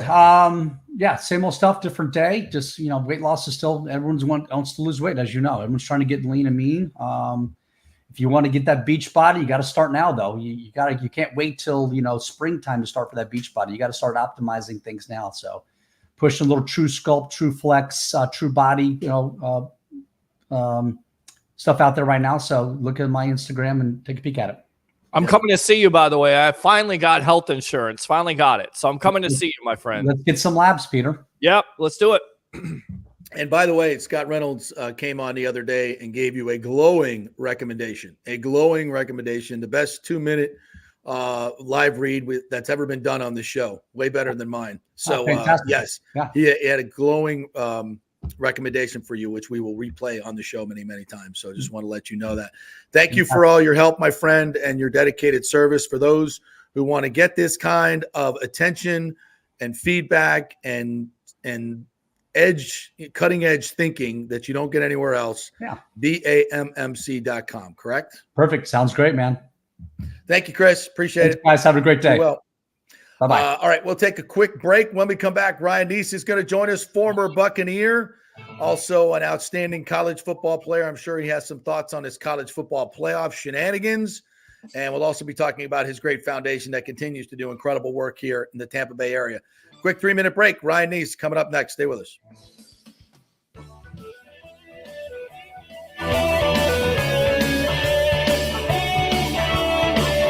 Well, Fitz the mortgage guy did it again. A listener heard his ad, was going to another big bank, but called Scott Fitzgerald at American Mortgage Services of Tampa, and Fitz saved him $618 on his monthly payment. Are you kidding me?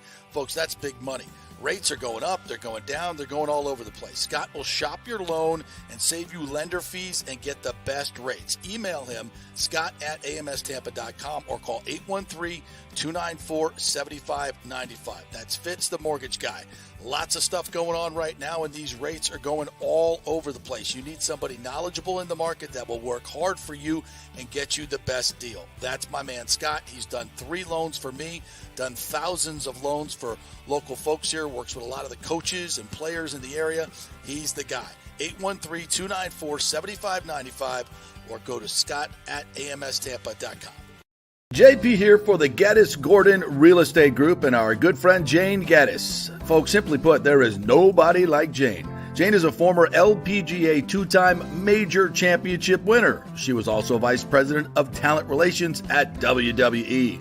She also has a law degree from Stetson. So if Jane can drain a 10-footer to win the U.S. Open and stare down Hulk Hogan in the boardroom, you want Jane on your real estate team to not only negotiate the best deal, but find you the perfect home or investment property. And when you work with the Geddes Gordon Group, you become part of the real estate family and get concierge services that include expertly staging, marketing, and preparing your home for sale. Advice on golf properties. Hey, you might even get some golf tips. Many of their clients become friends long after the sale or purchase is completed. It's all part of the deal. So if you're looking for that perfect home or investment property or trying to get top dollar for your home, go with Jane Geddes and the Geddes Gordon Group, because there's nobody like Jane. Call 813-485-6808 or go to geddesgordon.kw.com. That's GEDDES Gordon.kw.com, or call 813-485-6808. Are you tired of those stuffy, overpriced sports bars? Well, come join the fun at the Patio in South Tampa and watch your favorite football teams under the stars in a tropical paradise. Yeah, it's a unique setting with huge wood decks beneath the trees, and don't worry, they have an inside AC bar with all your favorite bar games as well. The Patio has all the NFL and UFC sports packages, and it's home to the Tampa Gator Club and Bills Mafia, but all fans are welcome at any time. Hey, my FSU buddies love to watch the Noles at the Patio. It's also home to a great happy hour. Weekdays, get $4 White Claw vodka drinks and $4 White Claw seltzers, $1 off all beer and wine from 3 to 7:30. And every Friday happy hour, join us for Football Friday. It's our live broadcast from 5 to 7 with tons of specials and the fan mic for you to join the show. We'll have swag and ticket giveaways as well. So come out for the live broadcast 5 to 7 every Friday at the Patio, and come watch football in a tropical paradise all season long. It's 421 South McDill, just a few blocks south of Kennedy. Everyone meets at the Patio. Coming back at you. Now, more with JP on FanStream Sports. It's only just begun. All right, welcome back to the JP Peterson show here. By the way, I've gotten some somewhat of confirmation on Fartgate. Yes, and I believe it was Austin Watson. It's the culprit. Okay. So, there you go. You will go down in infamy as the man that stopped the Vassie press conference. All right. On that note, we'll bring in a man that's way too classy to be talking about this stuff and way too accomplished. He is the great Ryan Nece, former Buccaneer, former UCLA Bruin, and an overall tremendous dude, and still runs a great foundation here. It's a holiday party coming up tomorrow night. Ryan, how are you, my friend? JP, what's up, brother? I appreciate you having me on, and what a segue to just go into the show off of Fartgate. I don't know. Well, I'll just go ahead and ask you.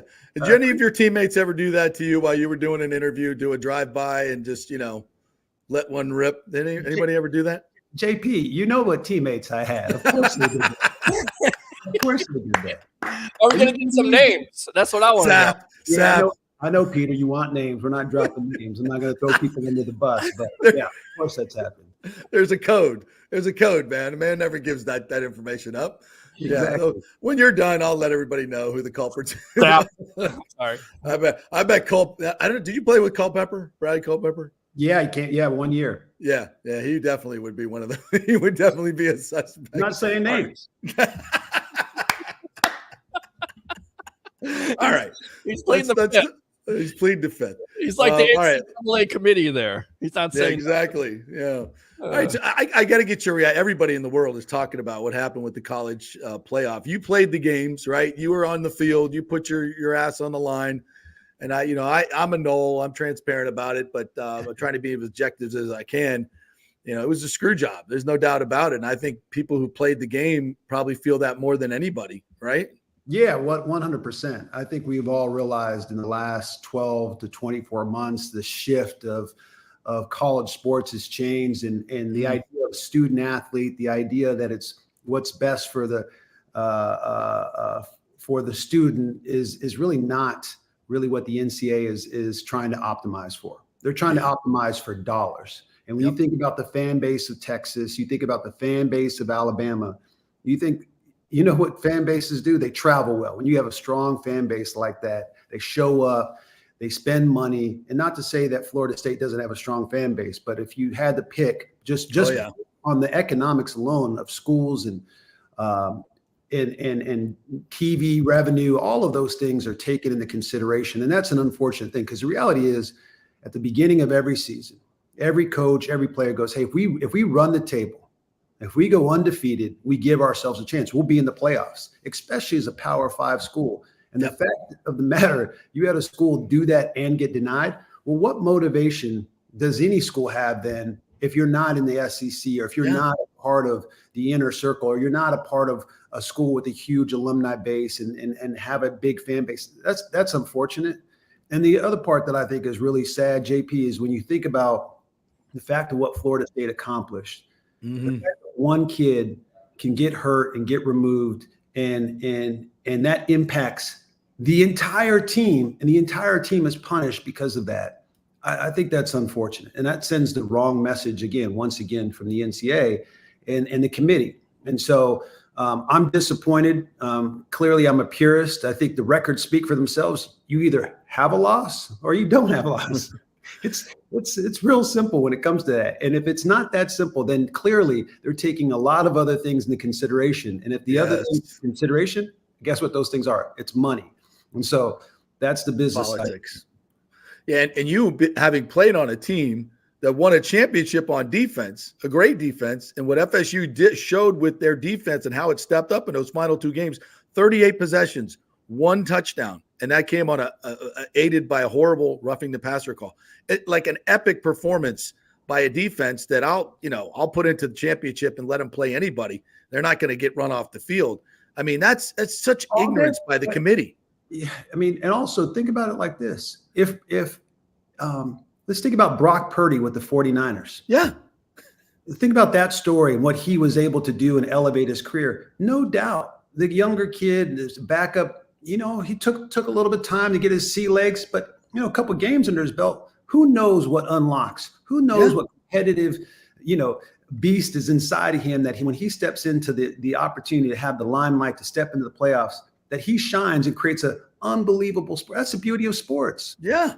Next man up, and they can rise to the occasion. So all of those things are taken away, obviously, and that's disappointing that the committee decided to go in that direction. Ryan, you said you were a purist of college football. What do you think of the transfer portal, and what do you think of the NIL agreements? And then also your quarterback for UCLA, Dante Moore. There's been talk that he's gonna go into the transfer portal, could possibly go to Michigan or Florida State. What do you see with that kid? Yeah, Peter, great question. And the reality is, we got to stop calling it the transfer portal. It's free agency, right? I mean, let's call it what it is. And the fact that every kid now has the ability to enter into the portal, I think 2 times in their career during a certain period of time to test the waters. And clearly, you don't even have to enter the portal now to test the waters, right? I mean, you can get to kids a million different ways across social media. And so it's completely changed the landscape again of college football. And I think it's going to be tough. Change is never easy, especially if you're a purist. You want to hold on to the old ways and the old traditions. And I think it's challenging. Indeed, does it open up opportunities for kids to maybe go to a school and give them another opportunity to be in a better situation? Yes. But words like loyalty and tradition and routine and accountability and culture and teamwork, all that gets thrown out the door. Where I think the biggest issue is, Peter, and the thing that I struggle with the most is you have a lot of Power 5 coaches that have voiced their opinion that they are no longer going to really recruit out of high school. They got to go get a 5-star kid if you can get him in, but they'd rather that kid that's a 3-star, 4-star go to a smaller school, go play against better competition, get into a college program and routine, get some size, get some nutrition in them. And now all of a sudden they can evaluate that player a little bit differently and then just take him out of the portal and bring him into your program. So that's completely changed, not just college football, but high school football and where kids are going to go. And guess what? If a kid goes to Boise State or FIU or any of these smaller schools to go on to get in the portal, what classes are they taking that freshman year? I promise you, they're not that serious as it pertains to their major. And so, it really is frustrating to me that how it's going to change. But lo and behold, man has proven time and time again that things evolve. Hopefully, things evolve for the better. We'll get some parameters and some more discipline around the way things are structured from the NCAA as they start to try to hopefully lift their head up and stop hiding from trying to attack this and help the young kids navigate this world now. Ryan Nece joining us here, former Buccaneer. I don't know how much I know you're very busy in your work life and private life, but have you had a chance to watch the Bucs at all? Your thoughts on this iteration of this team and where they're headed? They got a huge game at Atlanta this week. They got a huge game. I mean, the NFC South is wide open. That's a beautiful thing. Despite the challenges and the losses, you know what? They have an opportunity to control their own destiny. And when you really look at that, that's at this point in the season, JP, that's where you want to be, right? And going into December and finding a way to try to finish the year strong. Again, you want consistency. I think that's the hardest part about this team is you've had inconsistent play. You had glimpses, you had times where you're like, wait a minute, this, especially at the beginning of the year, there's something magical here. There's something that this team can really build on and be a real contender. And then things started to slip through the cracks and some mistakes here or there. And in the NFL, you know this, you make a mistake here or there, the teams will capitalize on you get beat pretty quickly. And so if we can start to see them stabilize their consistent play and prevent some of those catastrophic mistakes, I feel like I'm saying that, like you could say that for everybody. I feel like, right. But nonetheless, this is the truth. And again, I'm always going to be biased. We need the defense to make some plays. Yeah. And if they can step up and make some big time plays, create some turnovers they have an opening at linebacker, by the way. What's that? They have a couple openings at linebacker. If you're still in great shape, I think you might. I barely can touch my toes anymore, so I got to be realistic. My mind might say yes, but my body would definitely say no. Just a game or two. Yeah, I mean, speaking of consistency, much has been made about Devin White at the linebacking position. First couple years comes in, like his hair is on fire, and then the last couple years, what do you see from this kid? And let me ask you this: if you could coach him, how would you get into his ear to tell him how to improve his game if you're giving him advice in the National Football League? It's a great perspective. I think people have from the time that he came into the league have been blown away by that athleticism, his power, his internal motor. When he goes, he goes. And the one thing that I've seen to me is being patient, which is a weird thing to say. But I'll never forget, there was a move that if you guys look back at old tape of Derrick Brooks, Derrick would take a quarter hop, a slight bounce in right when the snap would start. And that little slight hop would give him the ability to be patient, and then he would explode and go to where he would need it. That ability to be patient and observe the situation in the play, I think could help. And I think it's a hard thing to do because you want to just go and you think you want to be as disruptive. But the times that I've seen him make mistakes and get out of position is because he hasn't assessed the entire situation too quickly, and all of a sudden he's moving too fast, and it's hard to correct when you're going as fast as he does. Ryan Nece joining us here, former Buccaneer. Let's talk a little bit about your foundation, Ryan. You continue to do great works, the Power of Giving Foundation here in Tampa Bay. You've been gone a long while, but you've stayed committed to this incredible endeavor. Tell me a little bit about it and the holiday party you got coming up tomorrow night.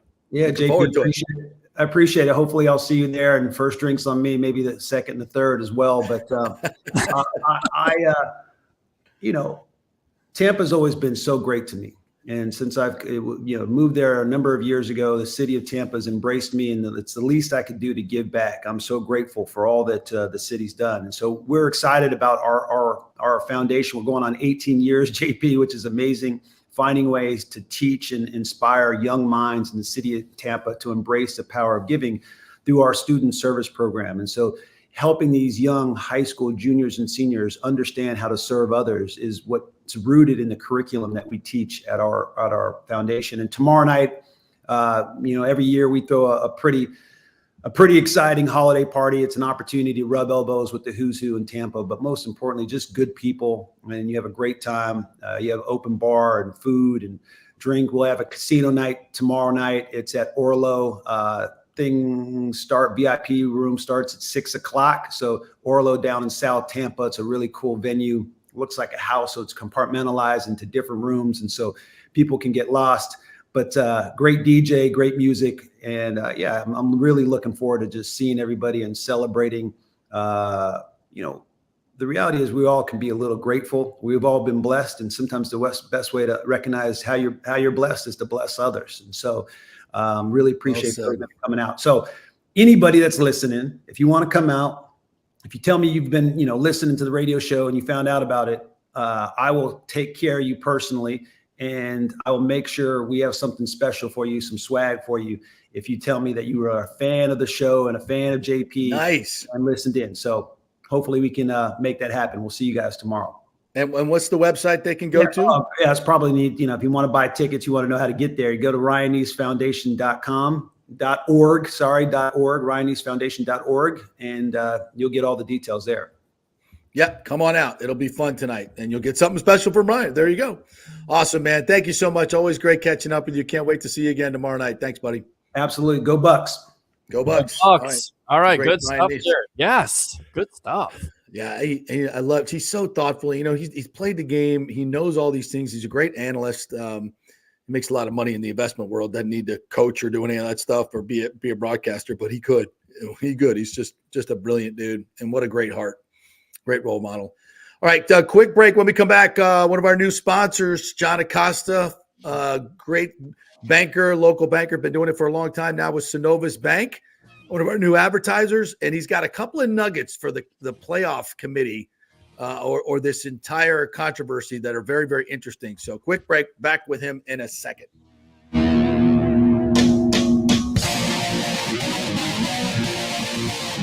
All right, this is for all you guys who don't want to go to the gym and do 5,000 crunches. At Bay Area Modern Medical Center, you can get on the new True Body machine where you can reduce fat and tone up your muscle. It's like doing 54,000 crunches in just 15 minutes. Define your body as you see fit. TrueBody offers personalized muscle stimulation that delivers the equivalent of those 54,000 crunches in just 15 minutes. Just get in touch with them at Bay Area Modern Medical Center, BAMMC.com. Chris Lugo and the team over there will set you up on TrueBody and get amazing results. Non-invasive with comfortable and little to no pain and zero downtime. You can isolate and target those areas that you want to improve and treat multiple areas simultaneously. It's an amazing machine, so check it out at Bay Area Modern Medical Center, BAMMC.com.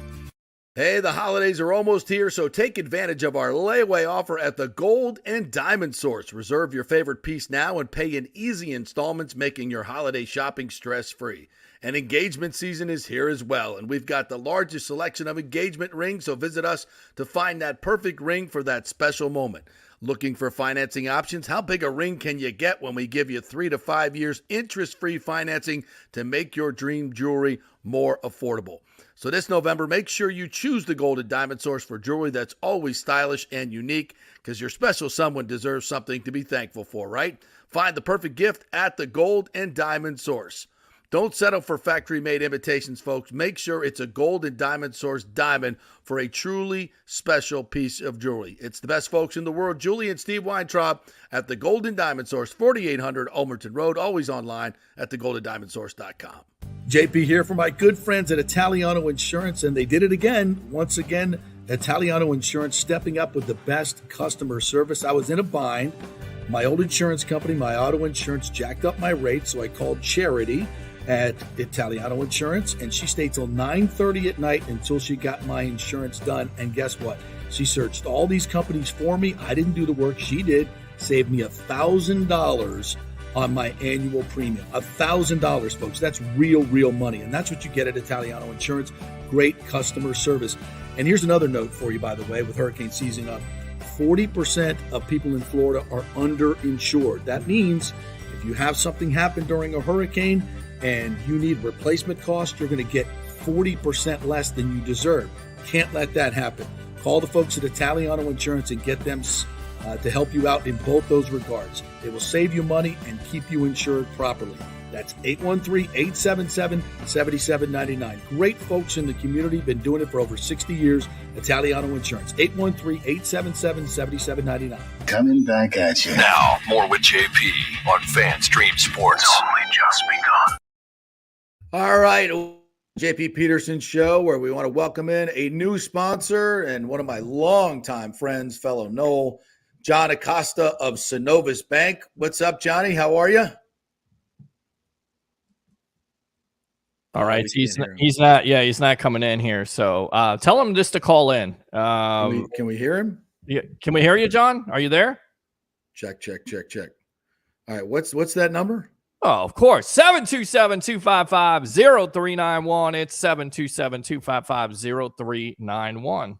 So there you go. 255-0391. Hopefully he can hear that as well. Yeah. 0391. And it's on the screen right there. So you didn't want There we go. Yeah.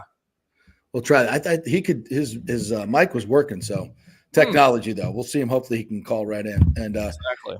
Yeah, we were going to bring to light a couple of other interesting nuggets from this college football playoff. You know, John has been a longtime Seminole fan as I have. What's up, Johnny? Can you hear us? I hear you loud and clear now. All right, now we got you. Beautiful. How are you, my friend? I'm doing well. A little bit downtrodden what happened Sunday, but other than that, I'm doing okay.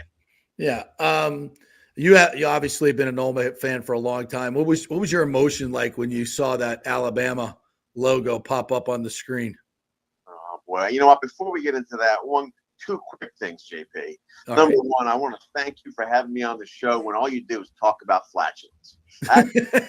Well, I thought it would be a perfect show for you to chime in, my friend. We go. I get it. But you made up for it by having Ryan Nece on. And there you go. And I it up a little bit. we are big time supporters of the Ryan Nece Foundation, and we'll be there tomorrow as well. I didn't know that. See that symmetry right there? You know, and that's what I love about what you guys do there. And we could talk a little bit about Synovus here. And you've been in local banking forever. And although this is obviously a big bank and a large bank, you very, very much so concentrate on your local customers and make it a local bank, right? Absolutely, JP. I've been in commercial banking here in the Tampa Bay market since 1984. Wow. Been doing this a long time, know a lot of businesses, a lot of people. I build teams that are made for the Tampa Bay market. I mean, we spend our time, understanding the needs of our clients. If you listen, you learn. And that's what we do here at Synovus. We meet the needs of our customers, and you can't do that unless you listen to them. Take the time to listen to them, because one size doesn't fit all. And that's the beauty about Synovus. We're big enough. There's not a single thing any company in the Tampa Bay market or individual could want that Synovus isn't large enough and sophisticated enough to get done. But we're small enough, and we build teams that support the local market. And to prove that, Synovus actually moved its state headquarters here to Tampa, here on Water Street. So wow, I did not know that.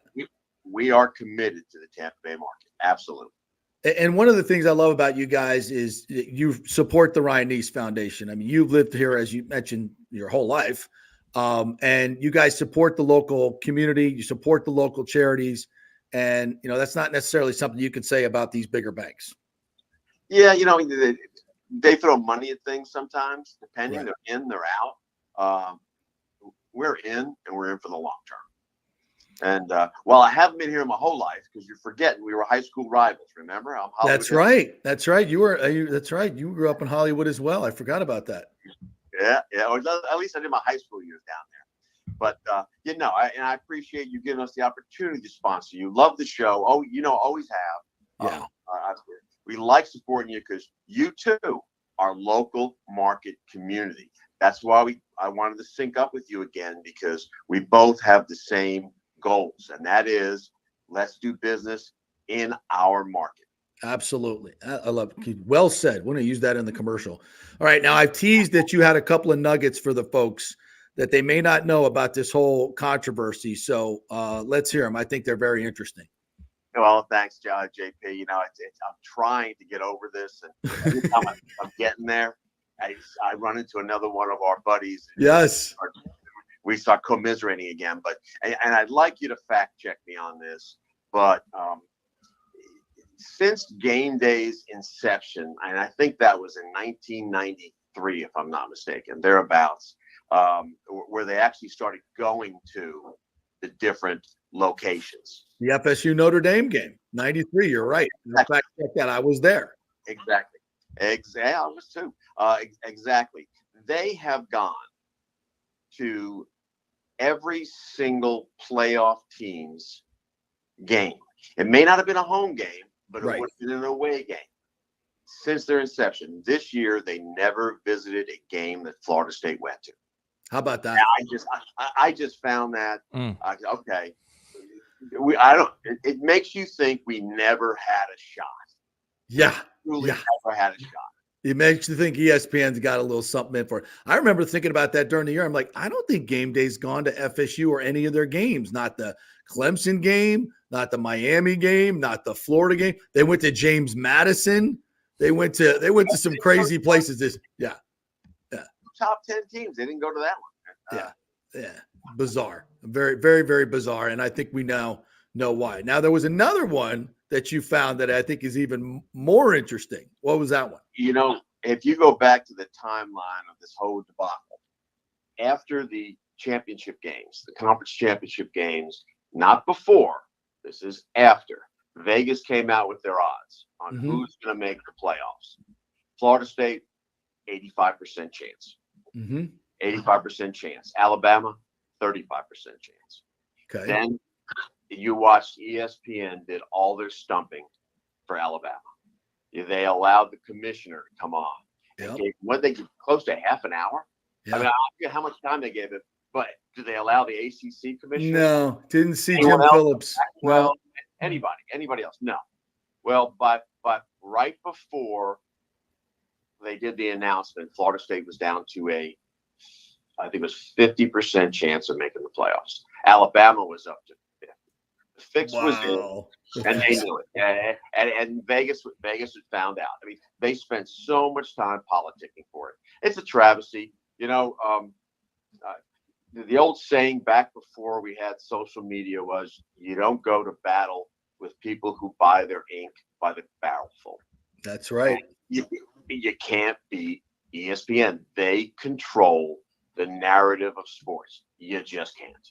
And there's probably a bunch of people out there thinking that I'm a homer for Florida State, and they're right. I am. Right, but also right is right and wrong is wrong. That's right. Argue the facts. Argue the fact. Tell me where you're wrong, and you're not. You're 100% right.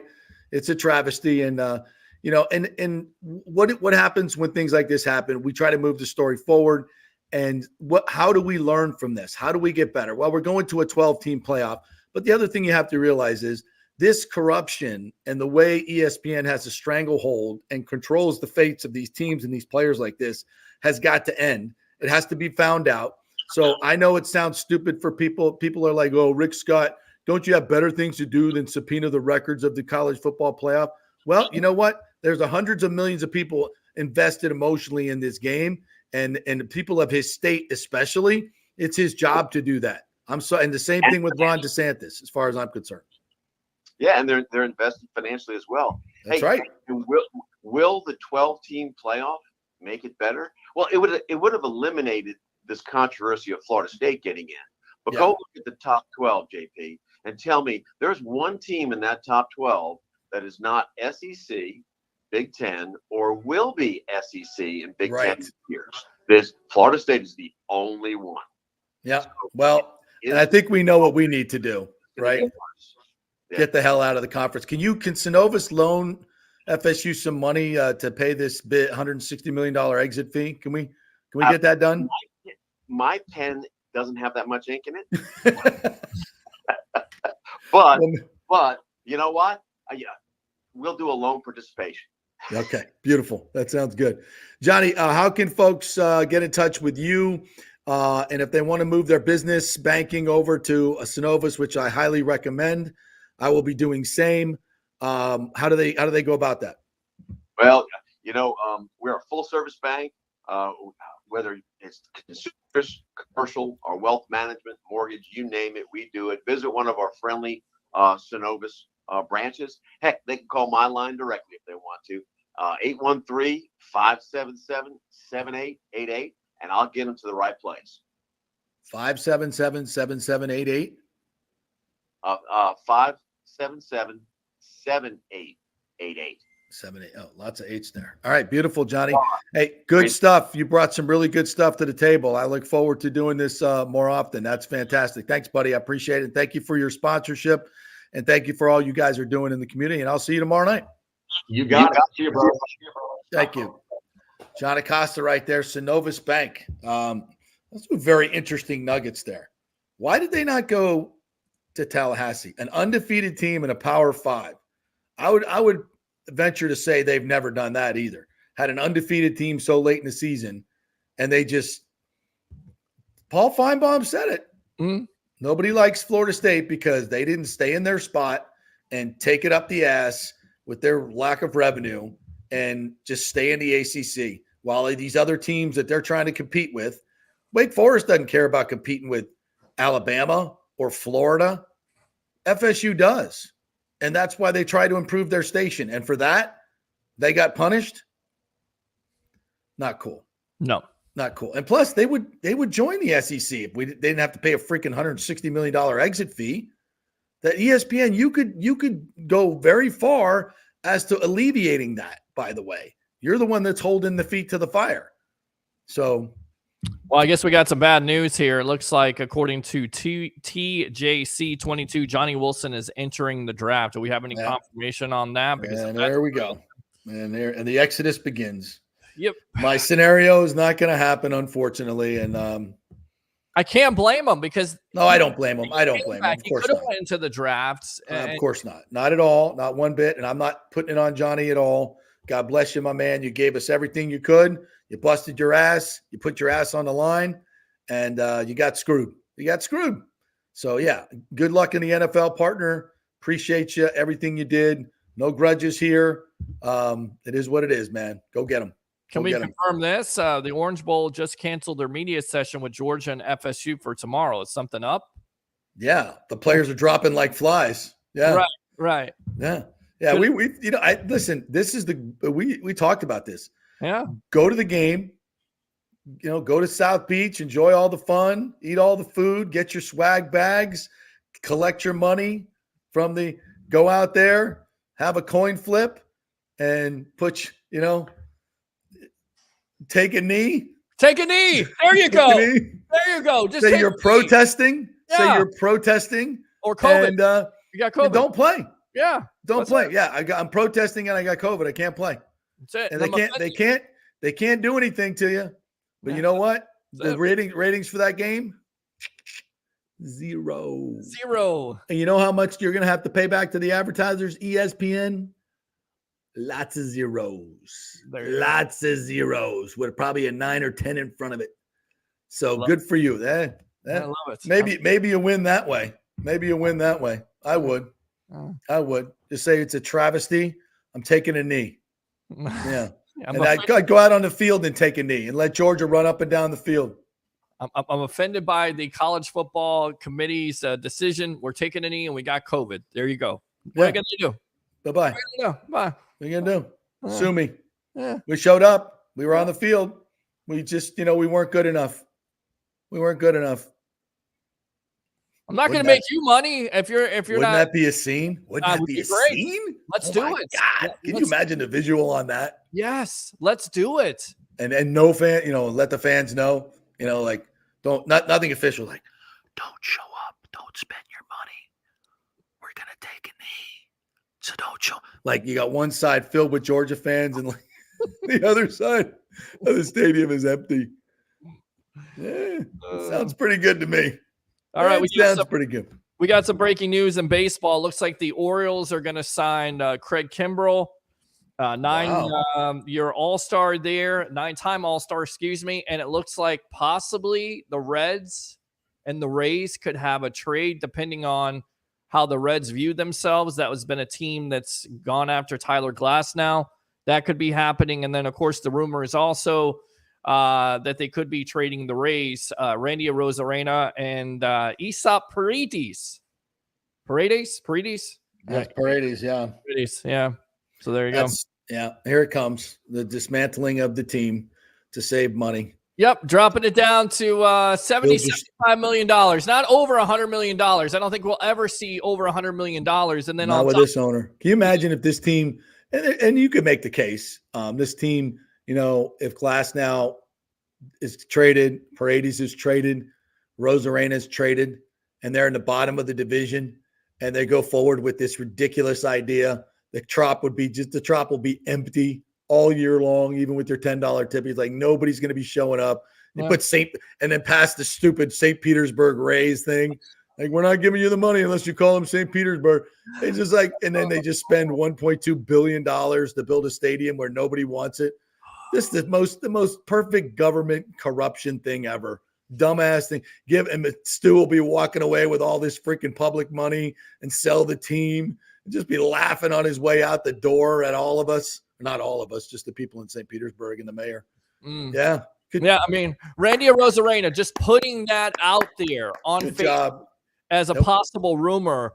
There was outrage. And I'm an admin of I Love St. Pete, which has 150,000 members there. They were just outraged. Like, what happens to Randy Land? This is the only reason why I show up, and you're actually considering. And I get it. They haven't done it. But just to even listen to the deal, and people go, well, that's the Rays way. That's what they do. They listen to a guy that has all kinds of value. You don't treat a baseball team like a stock exchange. You don't do that. Fans don't understand that. You get rid of your fan favorites every year, and that's the reason why you don't have the consistent fan support. And until they understand that, there's not going to be any fans. And then in the same breath, shut the hell up media, local media, and also national media about not having fan support, because you don't know how the fan feels. And you don't want to know how the fan feels. You don't want to know what the problems are with this team, because you just want to let them skate. Because the story every year, JP, is what a great story. They do it with the low payroll. Could you imagine doing something different one year? Just one freaking year. Just do it 1 year. Maybe it works. Who knows? Maybe you go over $100 million. Maybe you spend 15th in baseball because he's on his way out. He's going to sell the team. He's going to cut the deal with St. Petersburg, leave us with a crappy stadium location and a crappy stadium that they don't care about putting any accoutrement in. They'll just take as much money as they can out of the deal, and get out of town.